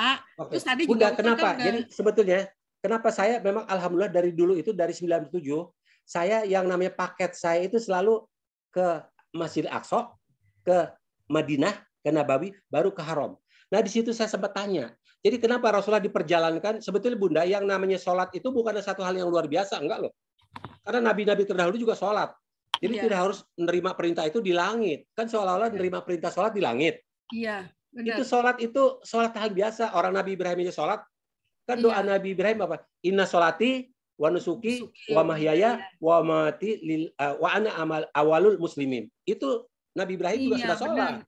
Rasulullah mengapa diperintahkan sholat? Ya, perintah sholat 5 waktu. Kenapa diperjalankan ke Masjidil Aqsa? Bunda, waktu itu Rasulullah sholatnya selalu ke Ka'bah. Ya. Sholat, Rasul sudah sholat. Ya. Nah, Bunda kalau lihat itu yang nama surat kedua, surat Al-Mudathir, itu kan perintah sholat. Wahai orang yang berkebul, bangunlah, dirikanlah sholat. Jadi Rasul sholat sebelum ada perintah wajiban sholat tadi. Ya. Itu Rasulullah sholatnya, cuma memang mungkin sholatnya tidak ada waktunya. Belum seperti sekarang kan subuh, zuhur, asar, maghrib, dan isya. Nah, Rasulullah suka sholat, menghadap ke Ka'bah. Cuma orang-orang di sana kan jahil ini. Nah, ketika Rasulullah katakan sujud, itu di depan Rasul ditaruh yang namanya berhala-berhala. Jadi seolah-olah Rasul itu sedang nyembah berhala. Itu jahil, bukan main mereka. Padahal di dalam Ka'bah sendiri sudah banyak berhala. Atau kadang-kadang orang-orang yang sedang sholat itu seperti mereka cuma nggak berani sama Umar saja. Umar mereka takut. Tapi orang-orang lain kalau sholat itu begitu, di depan mereka ditaruh berhala. Nah akhirnya Allah tidak suka pemandangan seperti ini, ya karena sholat mereka kan jadi nggak khusyuk, Bunda. Karena itu Allah perintahkan sholat nanti kiblatnya tidak lagi menghadap ke Ka'bah, tetapi menghadap ke Masjidil Aqsa. Nah cuma yang jadi masalah Rasulullah itu kan nggak tahu kiblatnya di mana di Masjidil Aqsa. Karena itu diperjalankan dari Masjidil Haram ke Masjidil Aqsa untuk diberitahukan oleh malaikat Jibril, nanti kamu sholatnya ngadep ke sini loh. Nah Bunda, jadi waktu kita sholat di kubah emas, batu, nah disitulah sebetulnya Ka'bahnya Bunda. Kan kita sekarang kalau di Masjidil Haram, kita ada dari barat, dari timur, dari utara, dari selatan, kan ngadepnya pasti ke Ka'bah semuanya. Nah di mana Rasulullah sholat bersama para nabi, bersama para malaikat? Mereka mengelilingi itu namanya bukit tadi, dan di bukit itulah Rasulullah berkeliling dengan para malaikat. Kiblatnya itu dulu, dan itu memang tempat yang disucikan sejak zaman Nabi Ibrahim alaihissalam. Ingat Bunda, ketika diperintahkan sholat menghadap ke Masjidil Aqsa, di sana belum ada masjid loh Bunda. Jangan kita pikir di sana ada masjid, nggak ada. Karena masjid di sana sudah dihancurkan oleh orang-orang Romawi tahun 70 Masehi. Kan orang Romawi nggak suka pada ajaran kepada Tuhan. Mereka kan menyembah dewa. Karena dihancurkan, dijadikan tempat pembuangan sampah. Jadi nggak ada masjid. Masjid itu baru dibangun oleh Umar tahun 637 Masehi. Jadi nggak ada bangunan masjid. Nah kemana Rasulullah menghadap? Nah Rasulullah menghadapnya kemana? Mengelilingi bukit yang kita pernah sholat di dalamnya Bunda. Di dalam Qubatus Syahra. Cuma dulu kan nggak ada bangunan. Dulu berupa bukit saja. Nah di situ mereka berkeliling. Jadi seolah-olah itulah Ka'bahnya. Dari situlah Rasulullah. Tapi Ustadz Arman, ini ya, tapi di dalam Al-Quran itu tertulis loh, Masjidil Aqsa itu. Iya betul. Jadi seolah-olah tuh udah ada masjidnya gitu seolah-olah. Betul. Bunda, Masjidil Aqsa itu sebetulnya sudah dibangun oleh Nabi Sulaiman alaihissalam. Oh, iya. Aqsa itu artinya masjid yang jauh, Bunda. Bukan nama masjidnya. Masjid yang jauh. Aqsa itu artinya jauh. Jadi tempat yang jauh dari Mekah. Masjidil Aqsa. Jadi di Masjid Aqsa itu sebetulnya ada 4 tempat ibadah sekarang. Yang pertama itu adalah Masjid Qibli yang Kubah. Yang kalau kita sholat subuh di situ Bunda. Yang kedua Qubatus Syahra yang emas. Yang ketiga namanya Musola Marwani. Itu adanya di bawah Masjid Qibli. Cuma kita mungkin pernah turun ke bawah. Nah itu. Yang keempat itu yang kata orang itu sekarang yang namanya Burok. Tapi orang-orang Palestina tua itu mengatakan itu cuma tidak ada. Itu ayat Israeliat. Jadi semua yang ada di dalam situ disebut Masjidil Aqsa. Itu memang dulu ada, dibangun di zaman Nabi Ibrahim alaihissalam. Di zaman Nabi Sulaiman alaihissalam. Kemudian kan hancur oleh orang-orang dibakar. Kemudian dibangun kembali namanya Second Temple. Jadi itu masjid itu pernah ada. Namanya Solomon's Temple dulu namanya. Paham. Jadi memang Masjidil Aqsa itu karena istilahnya itu tempat sujud, tempat ibadah. Dulunya memang tempat ibadah dibangun oleh Nabi Sulaiman alaihissalam. Gitu Bunda. Ada disebut sebagai Masjidil Aqsa. Masya Allah. Itu Bunda. Paham. Makasih banyak Ustaz Arman. Sama-sama. Barakallah. Mungkin nanti kalau sudah dijelaskan tentang apa itu Isra, apa itu Mi'raj akan lebih jelas lagi. Jadi misinya beda. Jelas waktu Isra itu sebetulnya Allah hanya ingin menunjukkan kepada Rasulullah, inilah tempat kiblat yang baru. Jangan lagi kiblatnya menghadap ke Mekah. Jadi misinya lain. Misi beda. Kalau Mi'raj itu misinya adalah menunjukkan surga dan neraka.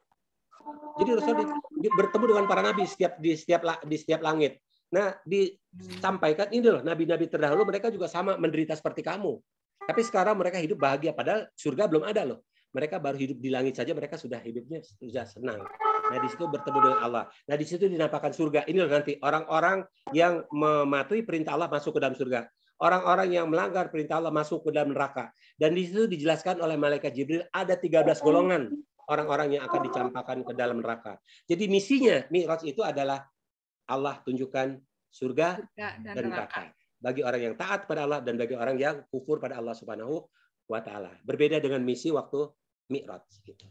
Ya, jadi kalau tadi maaf Ustadz, yang Isra itu misinya apa tadi? Ini ya, sholat ya? Mengenai sholat. Ya, pertama adalah perintah kewajiban sholat bagi umat Nabi Muhammad. 5 waktu. Kalau sebelumnya kan belum ada perintah berapa waktu, Bunda. Ya, jadi ya, dulu sholatnya hanya malam saja. Iya. Wahai orang yang bersimut, bangunlah pada malam hari, maksudnya dirikanlah sholat. Jadi dulu sholatnya pada malam hari saja, siang nggak ada sholat. Ya. Nah cuma ketika Isra turun, ya, itu perintah sholat 5 waktu. Tadi surat Al-Isra ayat 77 tadi jelas ya. Sholatlah dirikan sholat termasuk sholat subuh. Semua sholat subuh disaksikan para malaikat. Di situ baru ditetapkan sholat itu 5 waktu. Jadi nggak ada yang 50 kemudian turun 45, 40 terus jadi enggak, langsung 5 waktu oleh Allah diperintahkan. Dan itu pun bukan di langit, itu adanya di Masjidil Aqsa, arti di Yerusalem. Jadi waktu itu nggak ada tawar-tawaran di langit ke-6. Jadi jelas ini ya dari cerita ini menjelaskan tawar-tawaran di langit ke-6 setelah beliau Mi'raj itu bohong, nggak ada. Karena perintah sholat itu bukan di langit loh, perintah sholat itu di Yerusalem yang pernah kita kunjungi. Ya paham. Ya, seperti itu Bunda ya. Misinya beda. Misalnya nanti akan dijelaskan. Ini Ustadz udah ada bocoran lagi. Ini dibuka orang lagi buka sekali. Ya. Insya Allah. Apa Bunda? Baik. Masya Allah ya, luar biasa. Memang itulah sejarah yang sangat penting kita pelajari dan kita tafsir, ketahui. Jadi sejarah, kalau sejarah nggak bisa dikotak-katik. Iya, tapi itu banyak tuh Ustadz ya, sering ada informasi tentang itu ya. Kalau setiap ada di Isra Mi'raj, ini kan minggu depan Isra Mi'raj kan, kita mempengaruhi Isra Mi'raj. Itu pasti ada tuh nanti perintah sholat dan 50 waktu. Cuma itu berseliweran, itu akan balik lagi. Itu melecehkan Allah. Itu melecehkan Allah, Bunda. Iya. Masa sampai 9 kali bolak-balik. Tapi kita nggak tahu kan itu. Rasulullah kan perintah Allah sami'na wa ta'na, dengar taat. Iya. Begitu yang ngasih nasihat, yang ngoreksi Allah siapa? Nabi Musa lagi. Kan kurang ajar. Masa Nabi Musa ngoreksi Allah? Ada berapa nabi itu ya bolak-balik? Enggak, hanya Nabi Musa. Hanya Nabi Musa, Bunda. Kenapa Nabi Musa? Karena Nabi Musa Nabi orang Israel. Ya. Itu tujuannya. Masa Nabi Musa ngoreksi itu keputusan Allah, itu kurang ajar namanya. Nah, itulah ayat Israel seperti itu. Masya Allah ya. Itu kurang ajar betul. Berarti itu yang bikin tuh mereka ya Ustadz ya. Makanya disebut ayat Israiliyat. Ayat Israiliyat gitu ya. Iya, Masya Allah. Ya kosasun tadi. Iya. Pendongeng itu ya. Blow up. Wah, Muhammad kesana burak itu apa? Kuda ada sayapnya, perempuan cantik. Itu menggambarkan Rasulullah tenaga kuda seperti itu. Itu tadi suatu yang mereka blow up. Pendongeng kan seperti itu. Ceritanya harus seru supaya orang nonton. Viralkan ya Ustaz ya. Itu tadi tertarik. Baik, ada lagi yang mau bertanya, Ibu-ibu? Silakan yang mau bertanya silakan raise hand. Tidak ada di chat ini, kebetulan juga nggak ada Ustaz. Ya, alhamdulillah. Boleh nggak Ustadz ditambahin hikmahnya apa sih Isra Mi'raj? Maksud gini ya, Mi'raj terutama apa namanya tuh? Oh, tapi ini juga ya rancu juga tadi karena kan nanti dijelaskan mudah. Nanti bersambung ya Ustadz ya. Ini masih bersambung ya. Ya, oke. Misinya apa dan hikmahnya apa? Iya, baik. Nah, kemudian waktu Isra juga kenapa diisrokan? Itu juga ada hikmahnya. Yang jelas Isra itu sedikit bocoran Bunda, Allah sedang menghibur Rasulullah. Karena waktu itu beliau kan kehilangan istrinya, kemudian kehilangan pamannya, kehilangan pamannya. Baik, iya baik, insya Allah. Jadi dibawa jalan-jalan ya? Ya, salah satu. Dibawa jalan-jalan. Tapi kalau sekarang kan masuk akal Bunda, pakai pesawat aja kan dari Mekah misalnya ke Yerusalem itu kan hanya 1 jam sampai. Iya. Jadi bukan sesuatu yang luar biasa sebetulnya. Iya betul. Karena itu kenapa nggak boleh diceritakan Mi'raj? Karena nggak masuk akal. Dan betul Bunda, ketika diceritakan oleh Abu Bakar waktu Isra itu ada orang-orang yang tadinya sudah Islam akhirnya murtad. Di situ timbul yang namanya Majnun. Oh, Muhammad gila, selama ini kita percaya. Nggak tahu itu gila nih orang lihat ya. Akhirnya banyak orang-orang atau ada orang-orang yang tadinya Islam jadi murtad karena ada cerita tentang Mi'raj tadi. Mereka nggak percaya. Jadi pantas kalau gitu Ummu Hani mengatakan kamu jangan cerita. Kalau kamu cerita nanti banyak orang nggak akan percaya. Dan betul. Ketika diceritakan, akhirnya orang banyak yang murtad. Arti ada yang murtad, gitu. Ketika disampaikan oleh Rasulullah. Baik. Tapi insya Allah akan kita bahas pada kesempatan insya Allah ya. Pada waktu Isra.